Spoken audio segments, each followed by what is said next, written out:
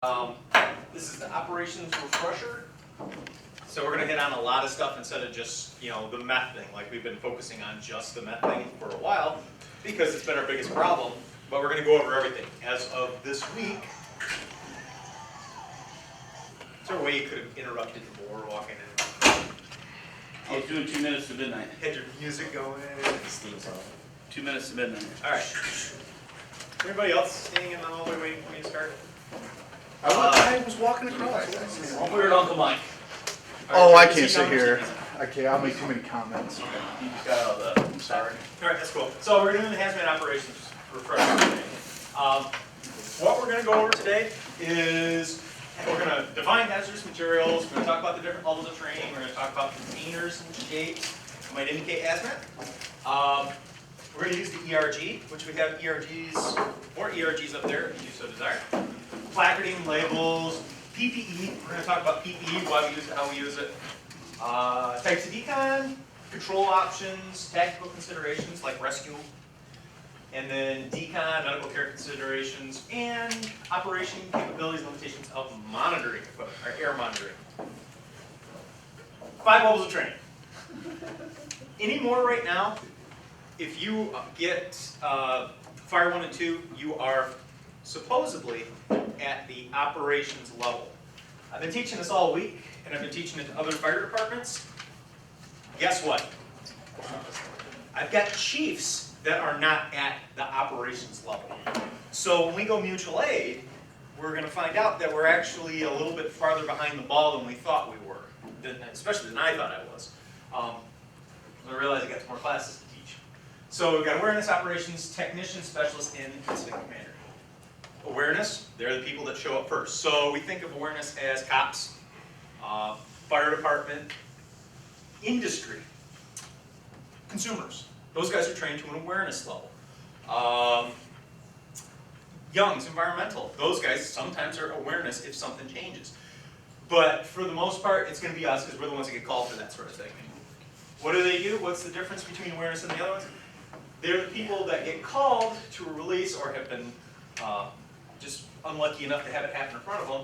And their big thing is to recognize it, initiate emergency response, get the proper authorities, and really take no further action beyond getting everything started. So we show up, we see hazmat, that's what we do. Operations, which is what we all should be trained up to this level. We're the guys that don protective garments and that type of thing. For us, we get called to hazardous materials for the purpose of protecting nearby people, property, and the environment from the release, trained to respond in a defensive fashion. That's awareness, they identify. Operations, it's defensive. We can go in the hot zone, but we do defensive actions only. What are defensive actions? Damming, diking. We don't turn valves. We don't plug containers. It's defensive action only. And the technicians, difference between technician and operations, offensive actions. They go into the hot zone to dam, dike, plug, all of the offensive actions. Now, downside for the operations people, it's just like an ambulance. Do you have to be both paramedics to be on an ALS ambulance? Nope, you can drag somebody along with you. So, the technicians can drag operations level people into the scene with them to assist them in their technician level duties. Can't do that with awareness people. They haven't been trained for the chemical protected clothing. But technicians can drag them along if they need it. It's an aggressive role that they are pursuing. So the technician are the backbones of the whole hazardous materials response. The Metro team is a Metro team because we have so many technicians available at a certain time. We're a Tier 1 team. Tier 2 teams have fewer technicians, but it all comes down to the number of technicians. The specialist role. Specialist role is different. We've got the awareness people that I saw hazmat, here it was. The operations people do a defensive measure. The technicians do an aggressive measure to stop the release, but then once the release is stopped, hey, we're all done. Well, we still have an incident to take care of. So this is where the specialists come in. This was the vessel that was leaking. The awareness people identified and protected the area. The operations people set up defensive measures, the technicians come in, plug it up, and then the specialist figures out how we're going to get this messed up container into this, or the contents thereof, into this, and then get the whole thing done. They're the guys that do the offloading. Specialist training, you learn how these tanks are made so you can order new tanks.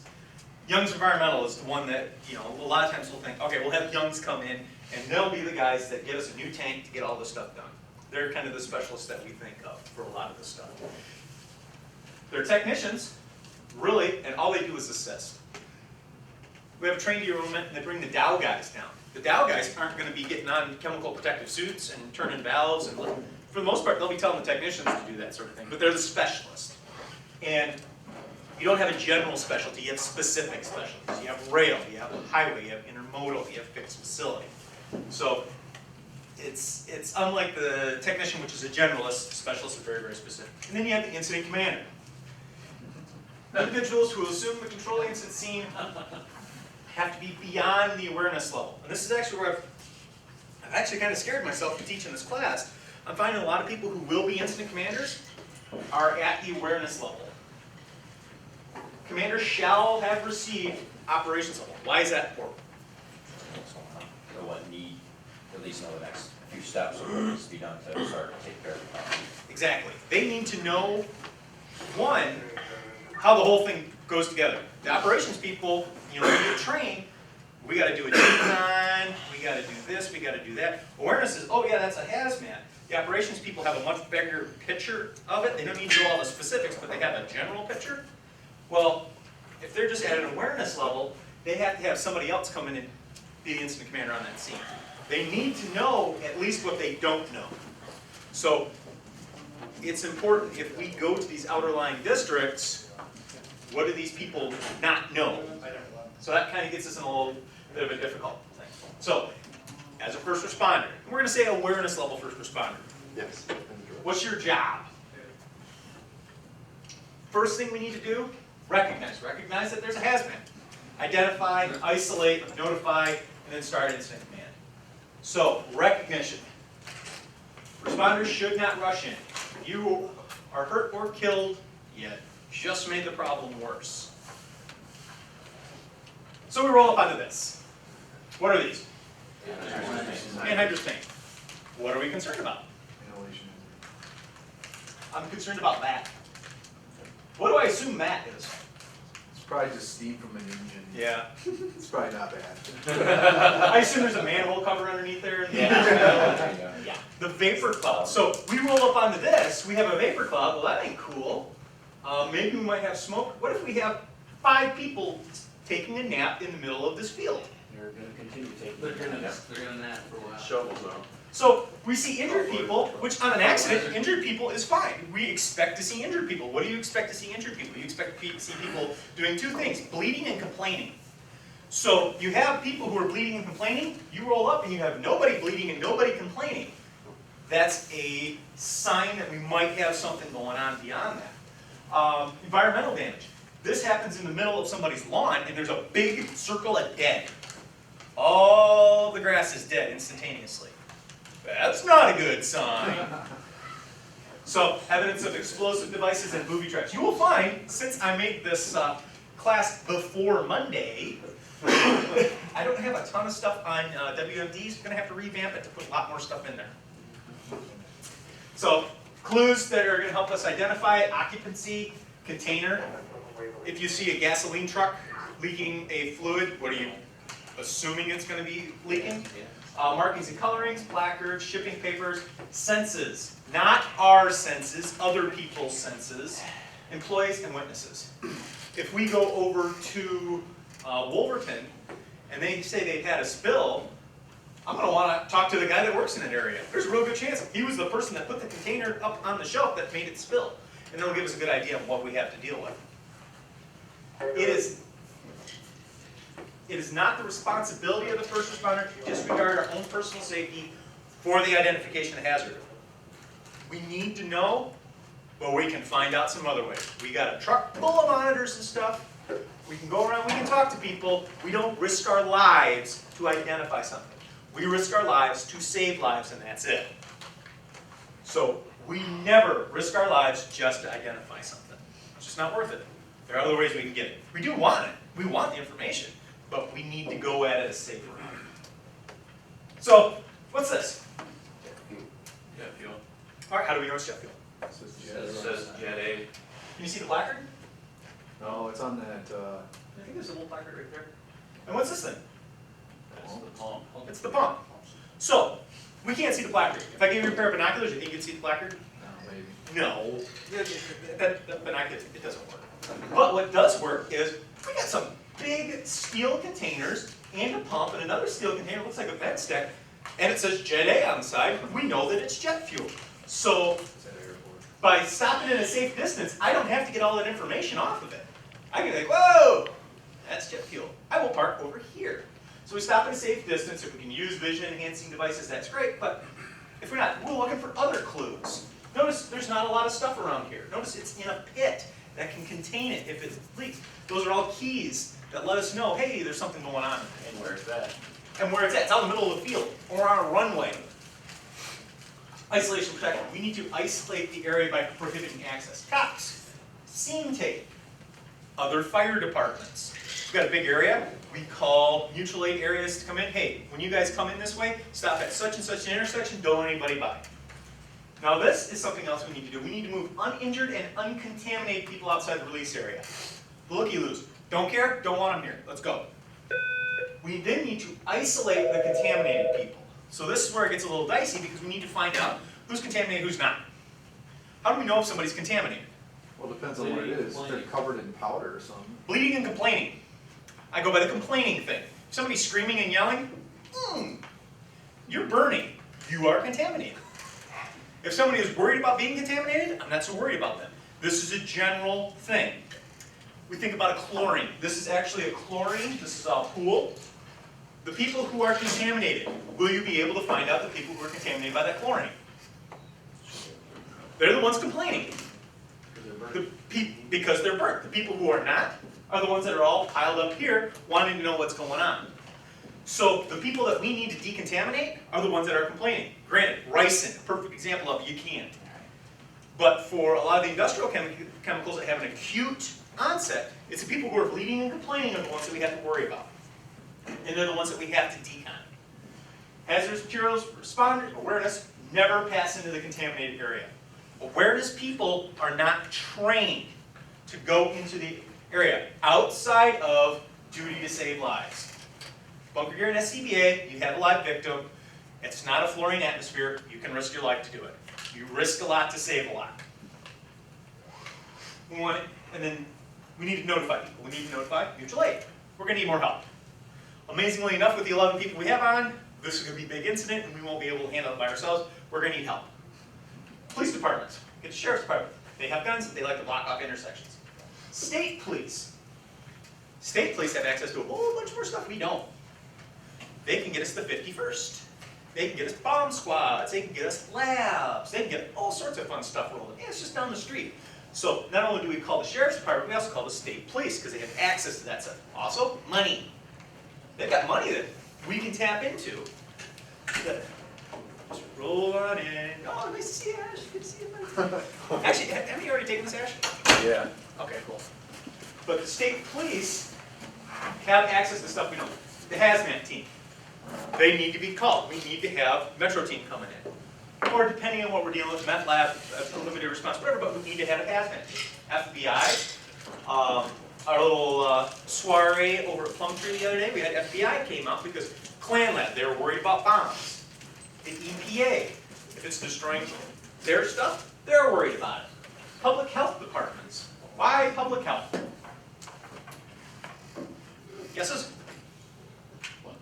Depending on what it is, I mean, you're talking about a potential release that you could have Could it be? people down the block Yeah. that could endanger the immediate public. The nice thing about public health? We like money. It's going to help us out farther on. They have access to stuff that we can use. They have equipment, they have monitors, they have specialists, they got little PhDs with big old brains that can come out and help us along with that sort of thing. They can notify. If we need to evacuate an area, they might be able to help us with that. If we need inoculations, they're the ones that we're going to go to. Public utilities. We call it utilities because Ryan Morrissey's dad wants to know all that horrible green stuff we're flushing down towards his pipe. But also at the same time, these guys can give us a lot of assistance. We've got a gas leak. Can utilities, if we have something really big, can utilities go out there and like, yeah, we've got sniffers. We can help you with this. I was teaching this at Portland last night. The fire department has no air monitoring equipment whatsoever. None. But you know what they do have? Utilities right next door. And a lot of the guys work at the same place. The utilities guys do it all the time. They have access to the utilities. So the utility guys do the air monitoring for them. So, like, well, you know, it's not the way that we're set up, but man, that's a nice setup. You've got guys that take care of their equipment that are in the department. It's pretty nice. In the EP, we'll have environmental cleanup, Young's. You guys know I work part-time for Young's, right? Very part-time. I haven't worked very much this year. They had a diesel spill, I think over in Grand Ledge, not too long ago, a few weeks ago. It took 2.5 hours to get Young's out there.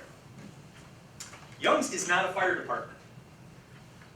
They will come out when you ask them to. They're great about it, and Doyle and Rick are way smart guys. Despite their hippie appearance, they got big old brains. But they come out after they know where the bill's going. They're a company. They get paid a lot of money for coming out, especially in emergency situations. So before these guys come out, they want to know who the bill's going to. Remember, they're not a fire department. They're not going to be running red lights and sirens. They do have a red truck, but it doesn't have any of that fancy stuff on it, and it doesn't go over the speed limit at all, even downhill. So it's going to take a long time for them to come out. Keep that in mind. You might think about them early, but the other problem with this is they want to know where the bill's going before they start rolling. What do these people need to know? Well, the chemical name. We just talked, you don't risk your life to find the chemical name, but if you can find it, great. We can get it from the way bill at Constance or something like that. Placard number, description of the incident. What happened? Weather. If people are coming from out of state or a different side of the state, coming from north, coming down, coming from south, coming up, they want to know the weather. Right now, if you go west of here, everything's flooded. You go south of here, maybe it's not. Status of the hazardous material, is it leaking? Is it polymerizing? Is it burning? How much of it's leaked out that you think? Location impact. If we are in a school zone, is that going to make a difference compared to a farm field? And then victims' injuries. That helps keys on a little bit what's going on. Incident command system. This person needs to be at what level of training in hazmat? Operations. Operations. Outstanding. This person needs to be operations. Do they need to be the smartest hazmat person on the block? No. Nope, they need to know who the smartest person on the block is. The smartest person on the block comes down here. This person, do they have to be the smartest person on the block? They have to be the hardest working man in show business is what they do, because they have a lot of problems. But this person here should probably be your best hazmat guy. This is your Chris Ware. This is your Mike Tobin, Dan Hall. This is the guy who really should know all of the stuff. Because the incident commander will need that information fed up, generalized. They don't need to know, well, we just took a wood plug and we took 4 wood plugs. No, they just want to know things stopped. Great. So the operations person, the hazmat's under here, you're going to have a safety officer for the incident, and then you're going to have a hazmat branch safety officer as well. That's actually a different certification, but it's important to have put in that. We do this because this is how NIMS is. This is how everything's set up. So the fire, we all work together. We all know how NIMS works. EMS, everybody knows how NIMS works. Cops get the same NIMS training we do. Industry gets the same NIMS training we do. So when Young shows up, they know, okay, I'm looking for the incident commander. He's probably going to put me under the operations branch. Why? Money. It all comes down to money. We get federal money because we are NIMS trained. So that's why everybody gets put under that. It makes it easy for us, but it just comes down to money. The summary for this, first 15 minutes of the scene will set the stage for everything. If we build a good structure of incident command, we can build upon it. If we spend that first 15 minutes chasing our tails, it's going to get worse and worse and worse. So by starting off, isolating out, putting the right people in, and finding out who's contaminated, and doing emergency decon, the whole stage gets set better. Understanding hazardous materials. What's this? Bad, it's dangerous. It's water. Dihydrogen monoxide. It's water. Dihydrogen is 2 hydrogen, 1 oxygen. H2O. It's water. Not a funny joke. A guy went and got a petition started to ban dihydrogen monoxide. Got enough signatures on it to have it put on the ballot in the community that he was in. That's nasty, nasty stuff, that dihydrogen monoxide. Why does this look dangerous? It says dangerous. It's a long name. Oops. You see how many syllables in that thing? Let's see here. Hydrogen. Hydrogen's flammable. Monoxide. Carbon monoxide's bad, so it's gotta be bad. The problem we've had in hazmat, because for years we've had people with big old brains that were up on the top of this trying to complicate this stuff. Using big words like this, that scared the rest of us. I want nothing to do with that because it's got hydrogen and monoxide in it. So by understanding the materials a little bit better, we can get a little less afraid of them. Go into the cleaning room over here. Pick up the bleach. What's in a container of bleach? Mostly water. Mostly water. Dihydrogen monoxide. Oh, yes. Dihydrogen monoxide and chlorine. Is chlorine bad? Yeah, it's scary. Burns, it tastes bad. Yeah, it's chlorine. But we know it's Clorox. We deal with Clorox. It makes my underwear nice and white. It's a substance we deal with all the time. You look at Drano. Drano is really bad stuff. I know I don't put it in my mouth and I'll be fine. If you look at the chemical names on it, and just look by the chemical names, it looks really scary. But when we start putting it together, like, that's just Drano. That's just Clorox. That's just water. We need to demystify it. And that's actually one of the nice things about the Hazmat IQ system that we have. It kind of goes through and like, this stuff is not bad for you. It will sit there and not do anything for 100 years. You don't need to be afraid of it. So what are the outcomes we're worried about? Thermal, radiological, asphyxiation, chemical, etiological, and mechanical. Thermal. Fire.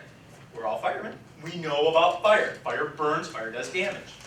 Also extreme cold. That anhydrous ammonia, when it comes out of its little container, can burn you and do just as much damage as fire.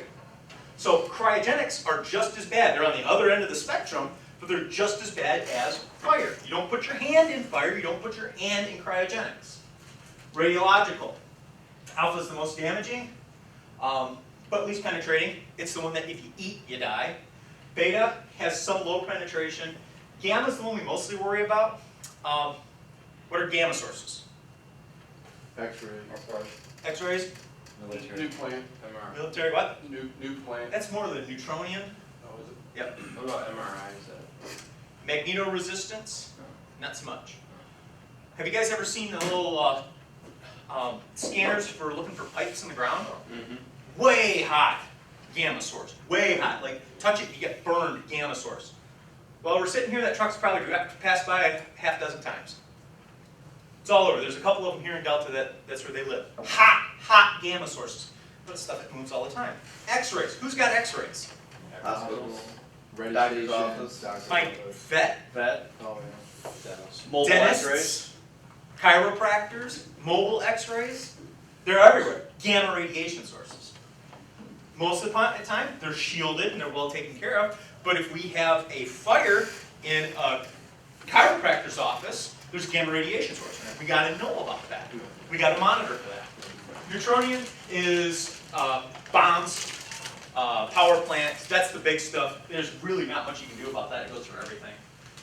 And fortunately, we don't have to deal with it very much. There's not a lot of light industry uses for that. Alpha, beta.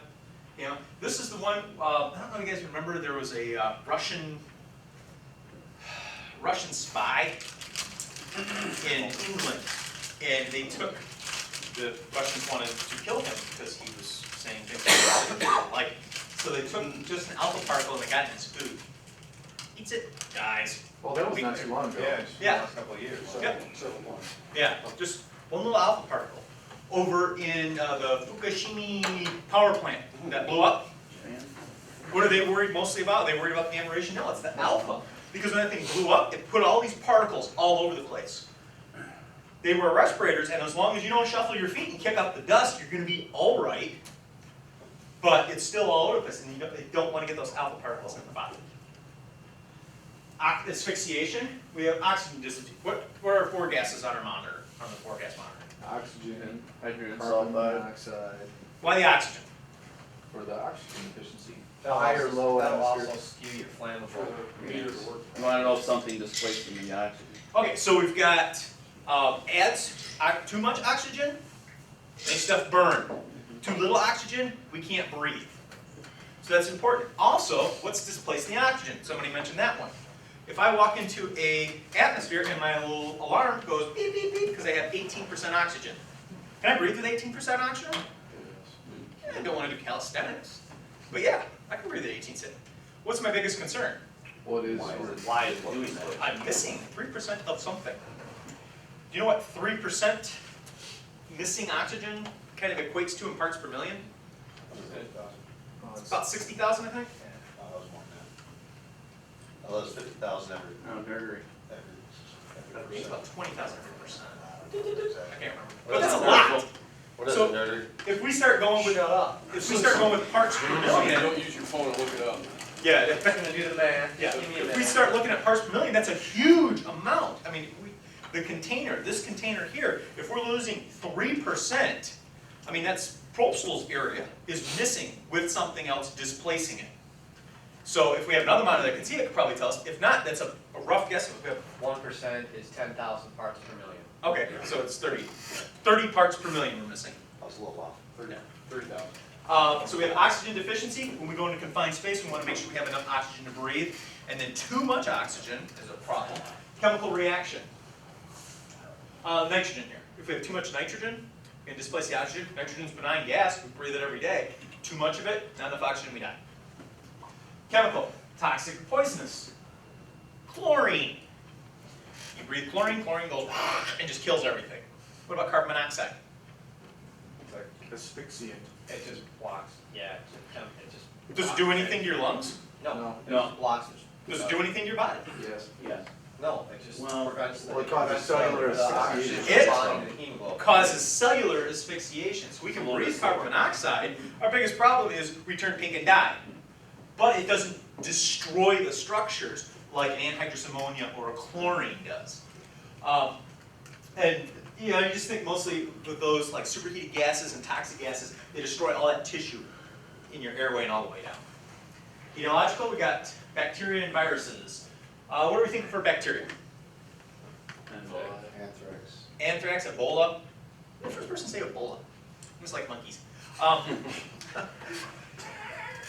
There's some of that stuff in the area. Anthrax. Where do we see anthrax? Bioport. Bioport? Any place else? Farms. Farms. Naturally occurring in farms. They're finding now, after 9/11, when they started doing a lot of research on stuff like this, that this stuff is natural in the soil. So they're taking precautions of cross-contamination with critters.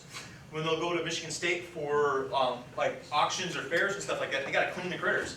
And if you go on and off a farm, a lot of times you're required to wash your feet, wash the tires, clean it up so you're not transmitting these bacteria or viruses often.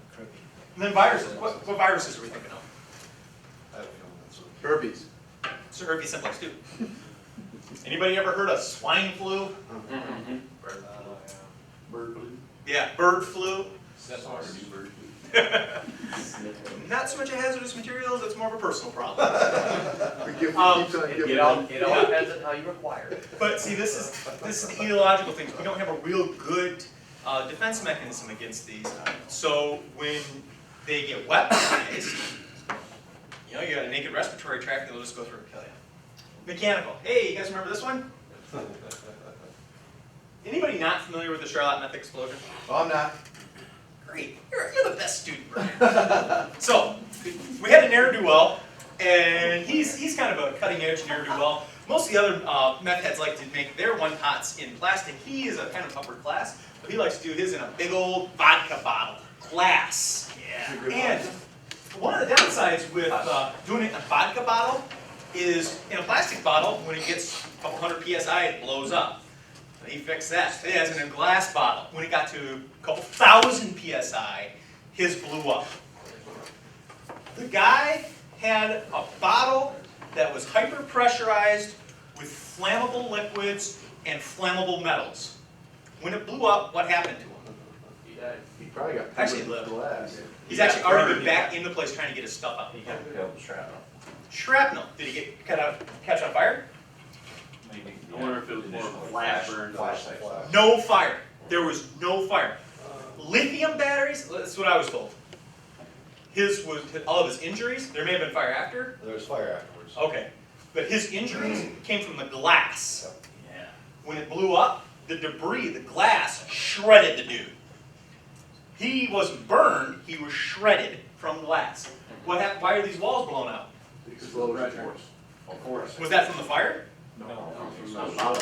They're Overpressurized, nice big old glass vodka bottle, overpressurized, blew the walls out. I bet you blew his eardrums out too. You should have used the duct tape. You should have. Pressure cooker. Yeah, so it was all. Yeah. Yeah. So yeah, I've been told that guy, that idiot was already back in there trying to get his stuff out.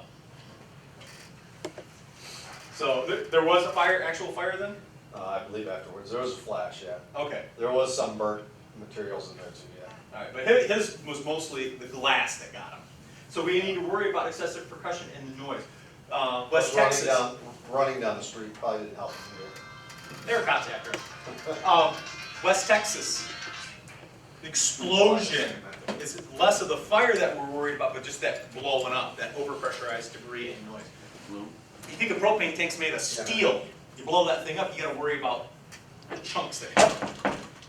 Rods of exposure, inhalation, ingestion. Then you have indigestion. I have a meth lab question. Brian. So that was the glass bottle. Yeah. It's in his hand and bang, it explodes. Yep. Now, when the sheriff's department came in, they talked about when they would be in like a little bathroom and they have to burp it to give it oxygen and release some of the and so they fill their room with explosive gas. Yeah. And then a source goes, and so the vapors in the room Will blow burn. out. Well, they do the big woof Yeah. and blow out like garage doors or Yeah. So it could be two things. Yeah. This particular one wasn't. It wasn't the fire. It was the glass box. It was the pressure in it that blew the walls out and the glass that shattered. Not so much the fire itself. Because fire, if you think about it, it's that chemical reaction, and you know, when the chemical reaction starts, it adds a lot more pressure to it, which is why bombs work. Rods of exposure, inhalation, ingestion, absorption, injection, breathing it, eating it, having it sucked through your skin, stabbing it in your arm. Exposure, we can have acute and chronic. So the analogy I'm going to use is a ember out of a fire. Take an ember out of a fire, stick it on your arm. It burns. You have acute, you take it away, you're going to have a chronic problem there. So you have both. We have our acute, and some of them like ricin, there's no acute injury, but then it becomes acute a little bit later, 36 hours they die. Terrorist event. So, anybody heard anything about terrorist events recently? No. No, nothing at all. Yeah. So Boston. I haven't. Yeah, you were on vacation. So Boston, we obviously had an intentional release that was a bomb, and they had secondary. So they had two bombs go off in the same area. My brother-in-law was a sniper in Iraq, did a couple tours there, and one of his jobs, probably Mr. Miller's job as well, is he went out and knocked on doors and asked people if they were making bombs. One of the ne'er-do-wells that he met, they knocked on the door with their feet, went in and they found chlorine cylinders, like the same size that we have in our ambulances, with bombs strapped to them. Did you have any of those when you were? They filled the tanker truck with chlorine and blew it. That was a big one. Yeah, it sucked. Yeah. But think about how hard that is to get. Chlorine.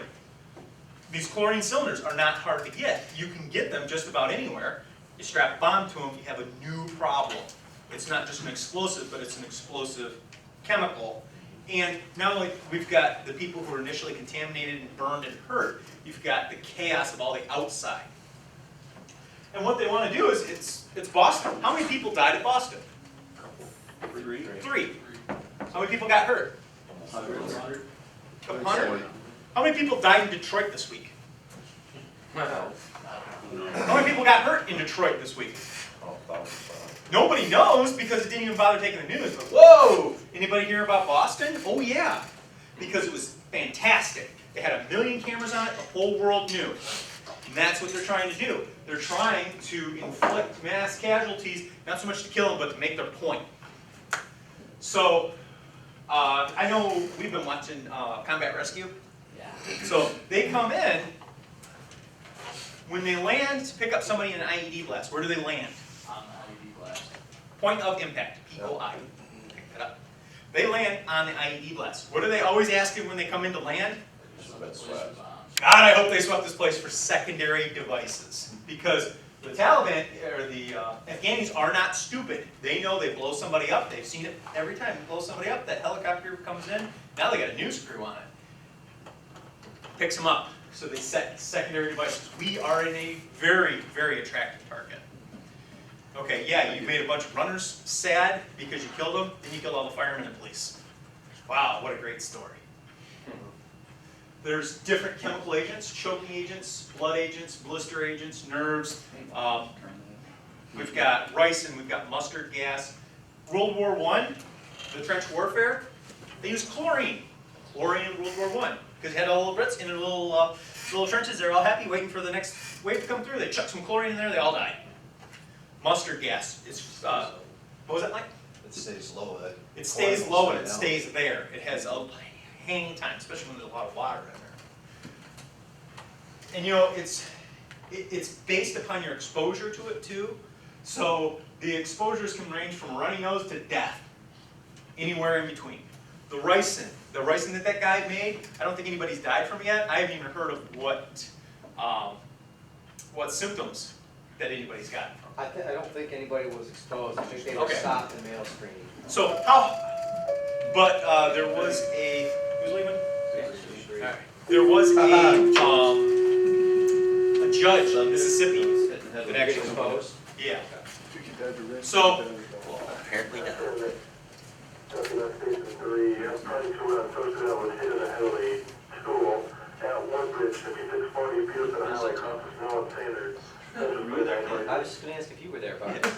so with the ricin one, has anybody seen, I saw a chemist, I think a couple days ago, talking about how hard it is to make ricin. You gotta have a chemistry degree, you gotta have a lab, and actually, all you need to do to make ricin is know where Horox is, and have a grinder. You're not gonna make pure ricin, but you'll make enough to kill somebody. Didn't we, when we had the hazmat class you guys did, and Tobin came in down Station 3, he told us how to make it? Yeah, it's not hard, It's like a 5-step thing, and it's like, if that. yeah. It's not hard to make. Anybody can make that stuff. And I'm actually shocked that it took some hick from Mississippi to be the first person like, hey, this is a good, you know, I'm angry at somebody. This is the best way I can get back at them. It actually is really surprised me. Unfortunately, now it's in the media, so we're going to probably see more of that coming around. Important thing for us, we treat only after emergency decon. Go back to that burning ember. You take the burning ember, you stick it on the arm. You don't put a Band-Aid over it. You take the ember off, then you treat. We have chemical exposure, we need to treat after emergency decon. So if we're going outside of our area on an EMS call, we don't take the patient until they've been deconned. They have to be deconned, one for our safety, but also for the patient's care. We need to make sure that there's no more exposure to them before we go roll. You guys want to take a break? Keep going, kids. Yeah, I know where that's at. Handsome devil. Yeah, this is, which one's you, Barnes? Is that you? No, That's you? no, I picked up the crispy critter. Oh, that's right. So who's taking the bucket? Waltersdorf. No, Waltersdorf was protecting the rear end. No. I thought it was you. No, Lane and I came What's from that? ones. What was The Explaining fire. guy that was there, we picked him up and put him in the back, and we were gone in like a minute. Yeah. So this is actually Hilbert's last fire. Those of you that weren't working that day, you're lucky. That was Clark's first hit. Yeah. This is Adam's plating. What is Adam's plating? Huh? Plating place. Well, now it's a big empty crater. Now it's a big empty crater. What would you expect to find, chemical-wise, in a plating place? Nickel. Cyanide. I don't know. I really don't know. Metals. Cyanide, Acids. acids. Make a bag. So my buddy Craig, good dear friend of Tony's, he works down in Ann Arbor. He's the training chief down there. I can get you the list of all the chemicals. And Craig called me up a couple days later. He said, "Hey, I heard you guys had a big fire up there." I'm like, "Oh yeah, it sucked. It was a long day." He's like, "Yeah." I said, "Man, there are a lot of chemicals in that building." "How do you know?" I was like, "I got a pre-plan right here." Ann Arbor Fire has a pre-plan for Adams Plating in Lansing Township. Why? It's that big a deal. It's that big a deal. Did they make the scene? Where were they at? Yeah. Well, Lansing Metro didn't make the scene. Level 1 station. Oh, they got kicked out. They got kicked out. This was a Sarah Title III. This was a bad mother, and everybody else in the state knew that that was there. That's how bad it was. Did we do a great job recognizing the hazardous materials and deal with them properly? Not until the runoff turned green. Yeah. So my job. This is the truck. I'm running the pump over here. This is Mike, who's being cooked on the top. Rex Waltersburg is at the back end of this with a 2.5, trying to keep the truck from catching on fire because we parked 20 feet from the building. Hey, that was a great parking. Under the power lines, don't forget. Under By the power way, lines. under duress, we park. Yeah, there's power lines. By the way. So I'm standing here on the pump panel. I stuck that between two trucks and the live wires, Lord. The driveway goes down, so the front end of the truck is up in the air about 2 foot, and the wheels are up. So of course I'm so tall, I have to stand on the slider on 416. I'm standing there at the pump, and I look down. The water going underneath me is neon green. That's not good. What should we have done with this fire? Let it burn. Let it burn, damn tight. We should have poured gasoline on this thing. We should have put fans on every corner to make it burn hotter. The best thing we could have done is stay away from it and just let it burn. For firemen, we did a poor job of recognizing and identifying the hazards on an administrative level on that one. It ended up being a big problem. So what are the clues that we have hazardous materials? Occupancy, container shape, markings, coloring, human senses. I wasn't there that day. What? Consider yourself lucky. Well, I mean, not to point fingers, but ultimately, whose responsibility is it? It wasn't our fire. It wasn't our fire. So we would go back to the incident commander that was on scene with that. Get it? Yeah, it's just like all of our situations, that one started out bad and continued going downhill. Yeah. And there's a lot of hubris involved that made decisions poorly, but it wasn't our fire. So that's the good thing that we've got. Lawyers come running around looking for bags of money, not looking for ours, hopefully. So, occupancy and location. We're going to look at fixed facilities and transport. Fixed facilities, farms, residential, power plants, medical facilities, schools, labs, all sorts of good stuff. Farm. That's right now. Yeah. What do we have on farms? All that's Everything. What do we have on farms? Cows, chickens. What are chemicals? Gas, fuel, Pesticides. anhydrous. So we've got pesticides and herbicides. The nice thing about farms now is you actually have to have a license to buy the pesticides and herbicides. So most of the farmers are getting out of doing that themselves, and they hire a company that has that license. It's actually not a hard license to get, but they have companies come in and do the spraying for them. Almost all of them around my house are that way. However, my grandpa, he's a good guy. When he would go out and buy his pesticides and his herbicides, he'd go out and buy, say, 10-year supply, a couple hundred gallons. And a couple of years into owning that stuff, EPA would come an outlaw. You can't spray that. You're killing off the hairy-chested, spotted, red-tailed lemur. So he's got 160 gallons of this Is that what stuff happened to those? that he can't use anymore. What does he do with it? Sell Just stores it. Can't sell it. Nobody else wants it. it. You use it anyway? Stores it. What's the one thing? No, my grandpa's a good guy. He knew that it was bad. He wouldn't use it. But what's the one thing farms do have? Storage space. Lots of storage space. So what happens to that 160 gallons? Under the barn. Well, this isn't the first time this happened. It goes under the barn with the DDT that was outlawed in the 60s. all of that stuff, it just gets stored. He can't get rid of it because the EPA ain't gonna let him get rid of it. He can't spray it on the fields because the EPA ain't gonna let him spray it on the fields. It's too expensive to have a company come in and take it, so it just gets stored. Barn catches on fire. Purple smoke. It happens. Most of the barn fires that we go in, we really gotta pay attention to what chemicals are in that thing. Anhydrous ammonia, right now, if Noah's Ark lands and it stops flooding, we're going to start seeing a lot of anhydrous ammonia running up and down the streets. Not as much in Clinton County because they're starting to switch over to nitrogen, but west of us, by Mulligan, my area, a lot of anhydrous ammonia gets used out on the fields. We'll see the nurse tanks moving up and down.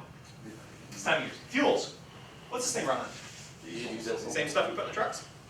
No, it's not colored. It's undyed. It's undyed. What's the difference? It's not It's that. Tax, yeah. Road tax. Did you happen to know how much the road tax is? It's like 50 cents. Yeah, 50 cents on a dollar. 53 cents, I think, right Yeah. now. So this thing gets poor gas mileage. Just letting you know that. Big surprise here. So he, the farmer, or she, uses off-road diesel. It doesn't have the road tax on it, so they save about 50 cents a gallon on it. You cannot drive, thankfully, this thing to the speedway to get diesel, get off-road diesel to put in it. Because honestly, you don't let that thing triple parking in front of the store while he goes and gets a Slurpee. It has to actually be delivered to the farms. So almost every farm that you have that has a big tractor like that has fuel storage.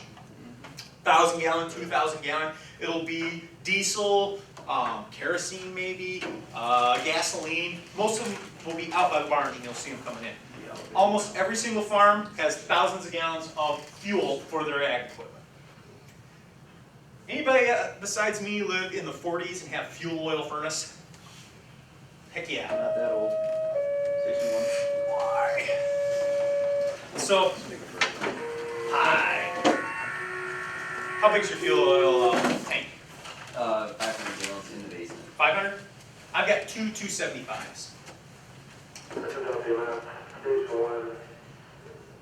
Mutual aid to Grand Ledge. What? On a perennial road with difficulty breathing. 5928 Grand River Drive, cross of Iroquois Grand Willow Drive, Central Pit 933. So, fuel oil, 500 gallons. I've got 550. Last fall, I did a job for Young's. We were in downtown Grand Rapids. Our job was, this guy had a 1,000-gallon fuel oil tank in his front yard in the city of Grand Rapids. We had to dig down 6 feet, get into the thing, and suck out the 60-year-old diesel fuel oil that was in it. In Grand Rapids, they're everywhere. They're in our area. This was an underground one. I have mine in my basement. They're still out there, especially old farmhouses and stuff like that. You will have fuel oil. What type are, how old do you think those houses would be? When do they stop doing that? You know, when it Is became... when it Is it became- something like you can look at the construction and go, this might have the fuel oil? The only way you can is you'll see filler ports up by the house. Like when you drive around my driveway, under the kitchen window, I have 2 big cast iron filler ports. Okay. But that It doesn't might mean have been that removed though. my with the meth, remodel. the meth shack next to me has a filler port for their fuel oil. They have propane, because they have a propane tank. Is fuel oil like diesel and that it won't go bad? It is almost identical to diesel. It's just a little less filtered and refined. Not able to clear to them and responded. They hadn't arrived on scene, but I will say around 592 Grand River. So, and it'll sit around for a long time. Remember those tanks I had in my yard? I took the stuff out of those tanks. That was probably 40-year-old diesel. Threw it in my fuel oil tank. It burned. Works pretty good, especially older stuff that doesn't have ethanol in it. And then oils. What? Does this thing have hydraulics? Tons. Tons. It has more hydraulics than platform out there, probably. Probably a tank on the front is probably full of hydraulic. Yeah, it might be, depending on what they use Might be for it. some rock box. So, I know that's a rock box there. There's, I'm in front of it. Yeah, rock. Jesus. Rock box there. That's All right, a rock hey, here's splitting. Children. This thing has lots of hydraulic fluid, and you know those connectors? You take them on and off, you leak fluid, you blow a hose, you leak fluid. We on our farm buy hydraulic fluid in a 55-gallon drum. And that's pretty much how everybody does it. Residential, we all know what we have under our sinks. John, you made it, Yes, Aaron? Brian doesn't know what he has. Do you worry about like the manure pits or anything like that? That kind of Yeah. hazard? That would be you guys paying me to put on a environmental class. Oh, okay. Yeah. Good plug, Manure, plug. that's good. Hydrogen sulfide manure pits, getting down into there, those are asphyxiating conditions. Residential pool chemicals. How much pool chemicals do you guys? Usually just like a couple gallons of chlorine, and then maybe a couple bags of shock laying around. Okay. And that's, you know, you got a fairly small pool, but it's stuff that's out there in sheds. Household, the stuff we have in the house all the time. Everybody knows it's in there. But they're hazardous materials. Smaller quantities, but they're hazardous materials. Power plants. We thankfully don't have to deal with a bunch of this. One thing Dave pointed out, we're at a nuke plant. What comes out of the nuke plant all the time? Air day. Trash. Trash. That trash has to be specially cared for. It is not fissionable itself, but it has been contaminated. So the trash shipments are radioactive. Those spent fuel rods and stuff? Spent fuel rods are very radioactive. Most of those end up staying on site until they figure out what they're going to do with them. Trash, you talk about like I emptied the waste paper Yep. basket? Your uniform shirt, Really? all that stuff has to be cared for because you're in a nuclear I facility. didn't know that. Yep. That's crazy. And Dave said some of the times they would have the trucks leaving the facility and they'd use their Geiger counter. You got good luck, Mr. Truck. Coal. Lots of coal. Coal dust can be very explosive. This was a shift one day. It was my day.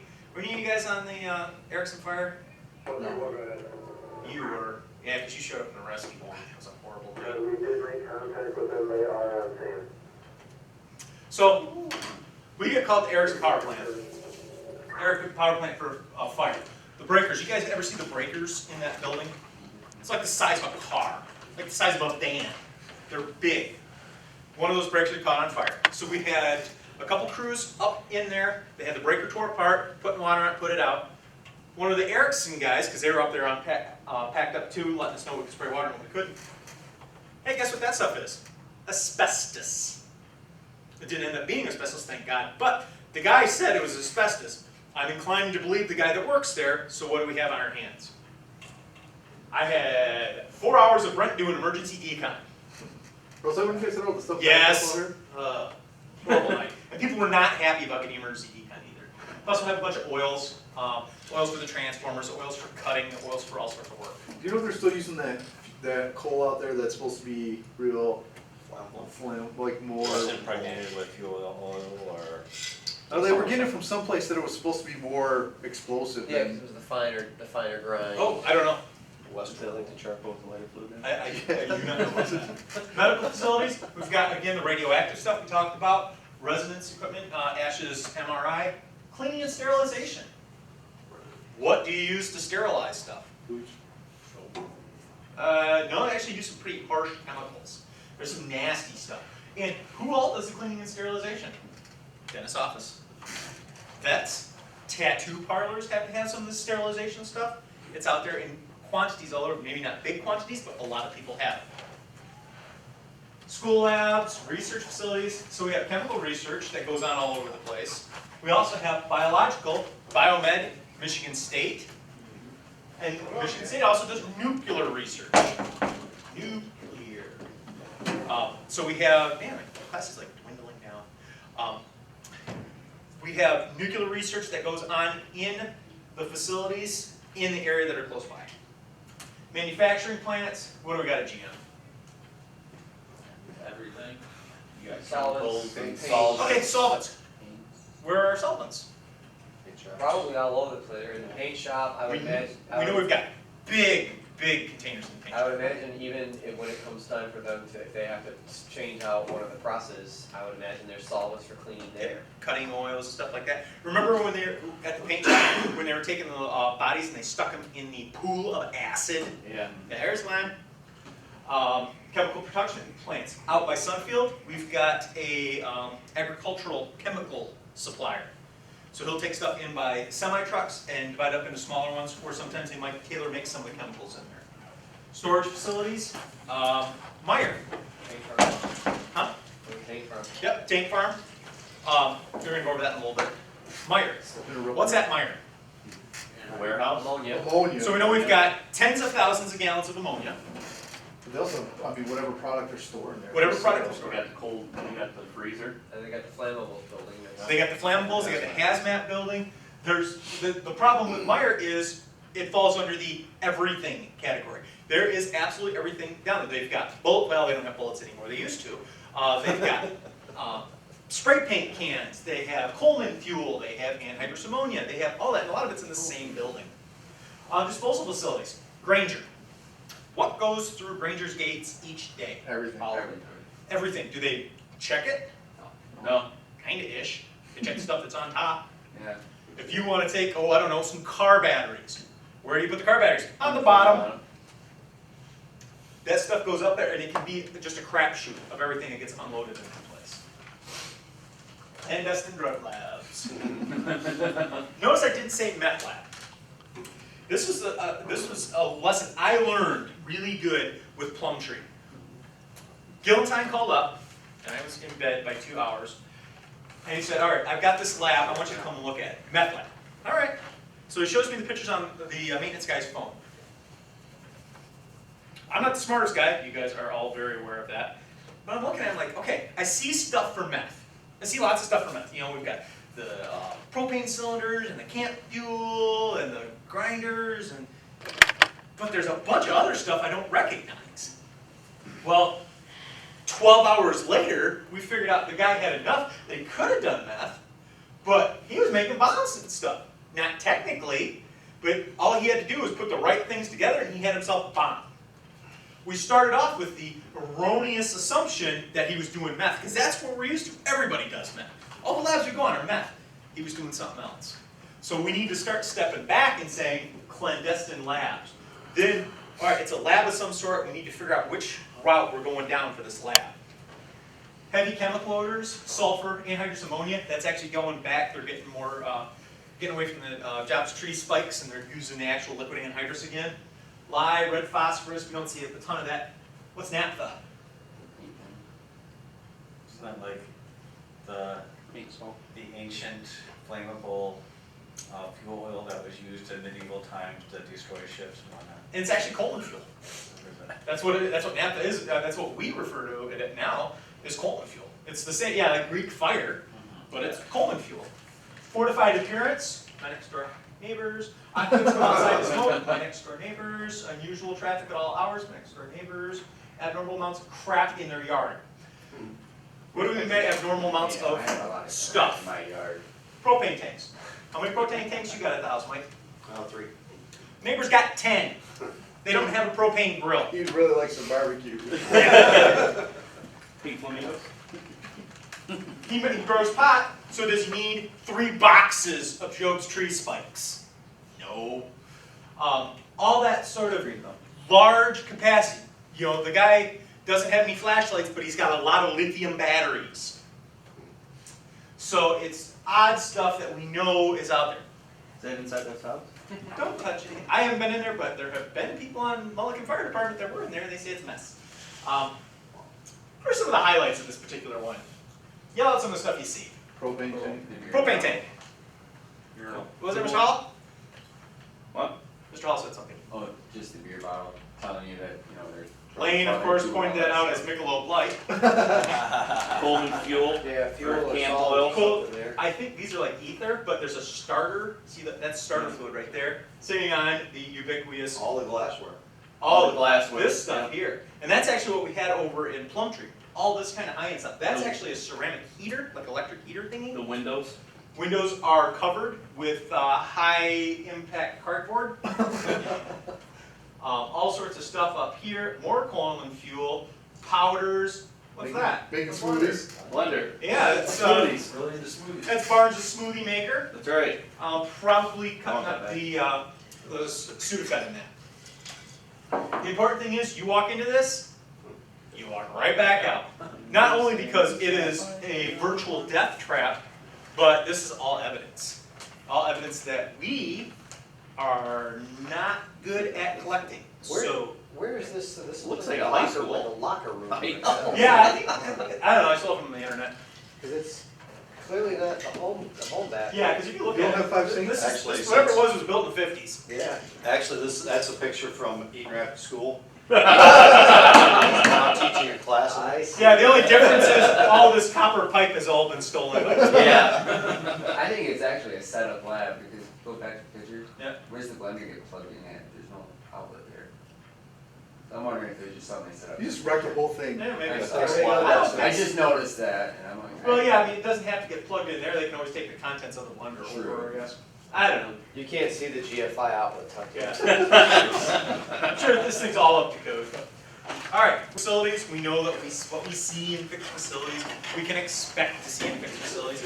Transport's a little different thing. We know what we can expect to see in a lot of this stuff, but we just don't know where we're gonna see it. So, highways are our biggest problem. Smart car. We, aside from the meth labs, which has actually been taking up the majority of our hazmat calls, highways are where we're most likely to see this type of stuff. On this accident here, aside from the obvious, what's going to be our biggest hazmat concern? Saddle tanks of fuel. Saddle tanks. About how much fuel do you think you're going to deal with? 200 gallons. 100 to 200. Could be 200, could be 500 on some of the big over-the-road jobs. This one, it seems to have a really small, if that is the fuel cell, it seems pretty small, but almost any time you get a big rig like this, it's going to be a reportable quantity. That's just the tractor. We don't even know what the trailer's got going. There might have been gasoline in this small car at some point. I don't think it's going to be a problem for us right now. But for highway, this is where most of our problems are. So everybody has a ERG. I believe it's on Page 19. 19, thank you. So we have a little laundry list of semi-trailers. You guys remember a couple years ago when I did the fuel tanker lecture about the 406, about fuel tankers and all the stuff that's on fuel tankers? What do we expect to see in this? Gas Fuel. or diesel. Fuel! Wow, now I see what I promoted you. Fuel. This is, the 306, 406 is a fuel truck. This, for those of you guys that don't remember or didn't get that class, this is your standard fuel tanker. A 306, they also, the newer ones are 406, a little different standard. Carries 9,000 gallons of fuel, maximum. This has 2 ports on this particular one. It can have up to 6. And there'll be dividers in here for however many different fuels it carries. This is actually one of the McKinley truckings. I think it has 4. And this thing will be divided up inside based upon what it needs to haul. So, has anybody ever worked at a gas station? How much unleaded do you think you go through in a day?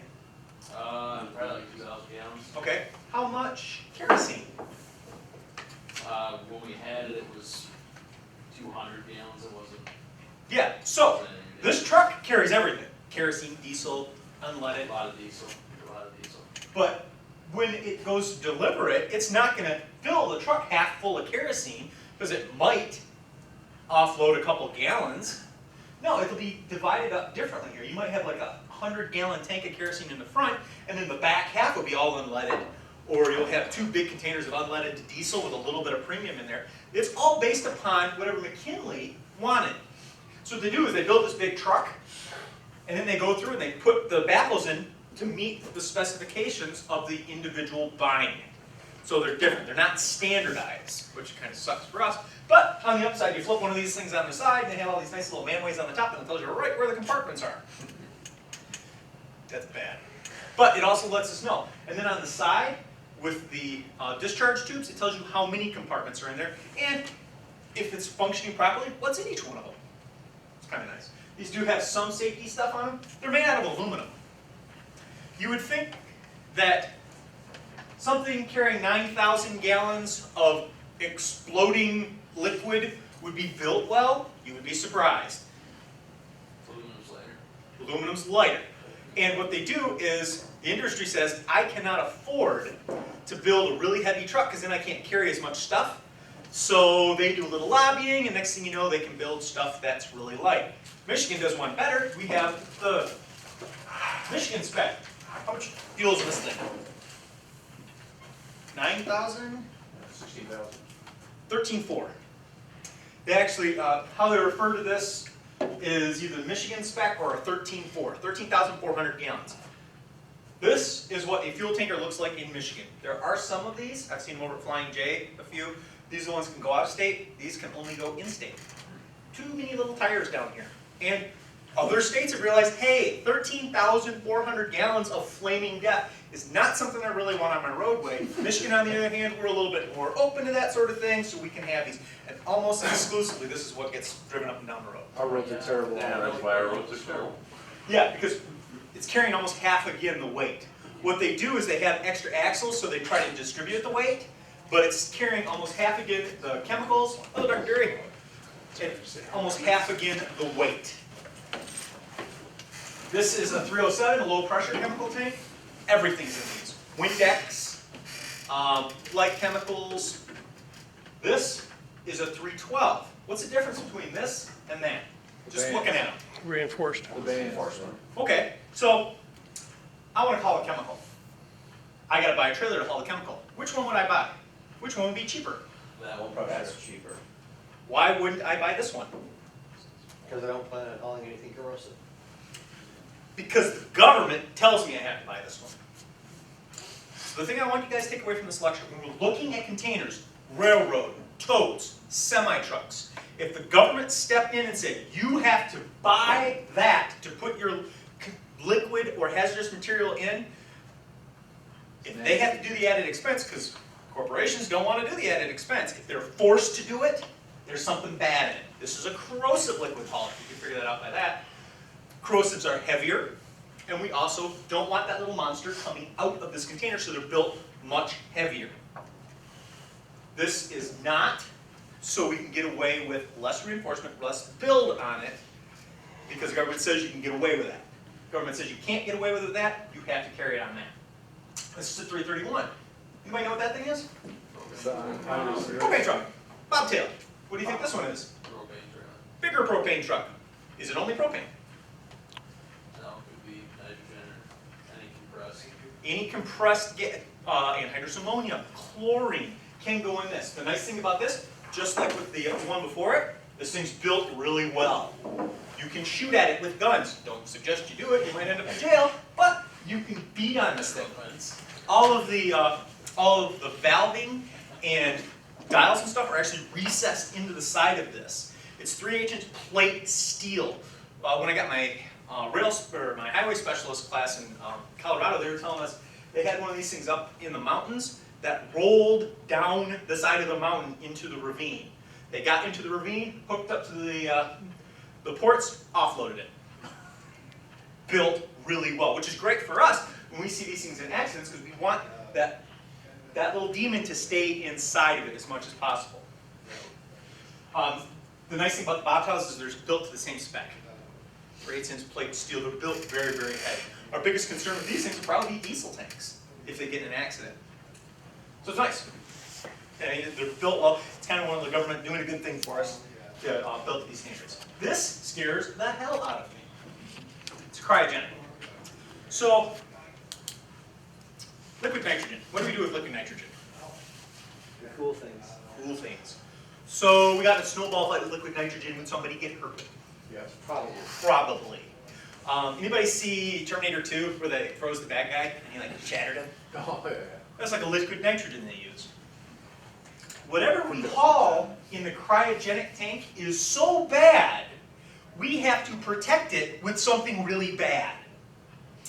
I was driving down 496 and passed one of these that said, liquid oxygen refrigerated.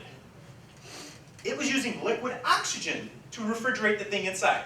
Anything bad with liquid oxygen? All sorts of things bad. Whatever was inside of that was so bad it needed liquid oxygen to protect it.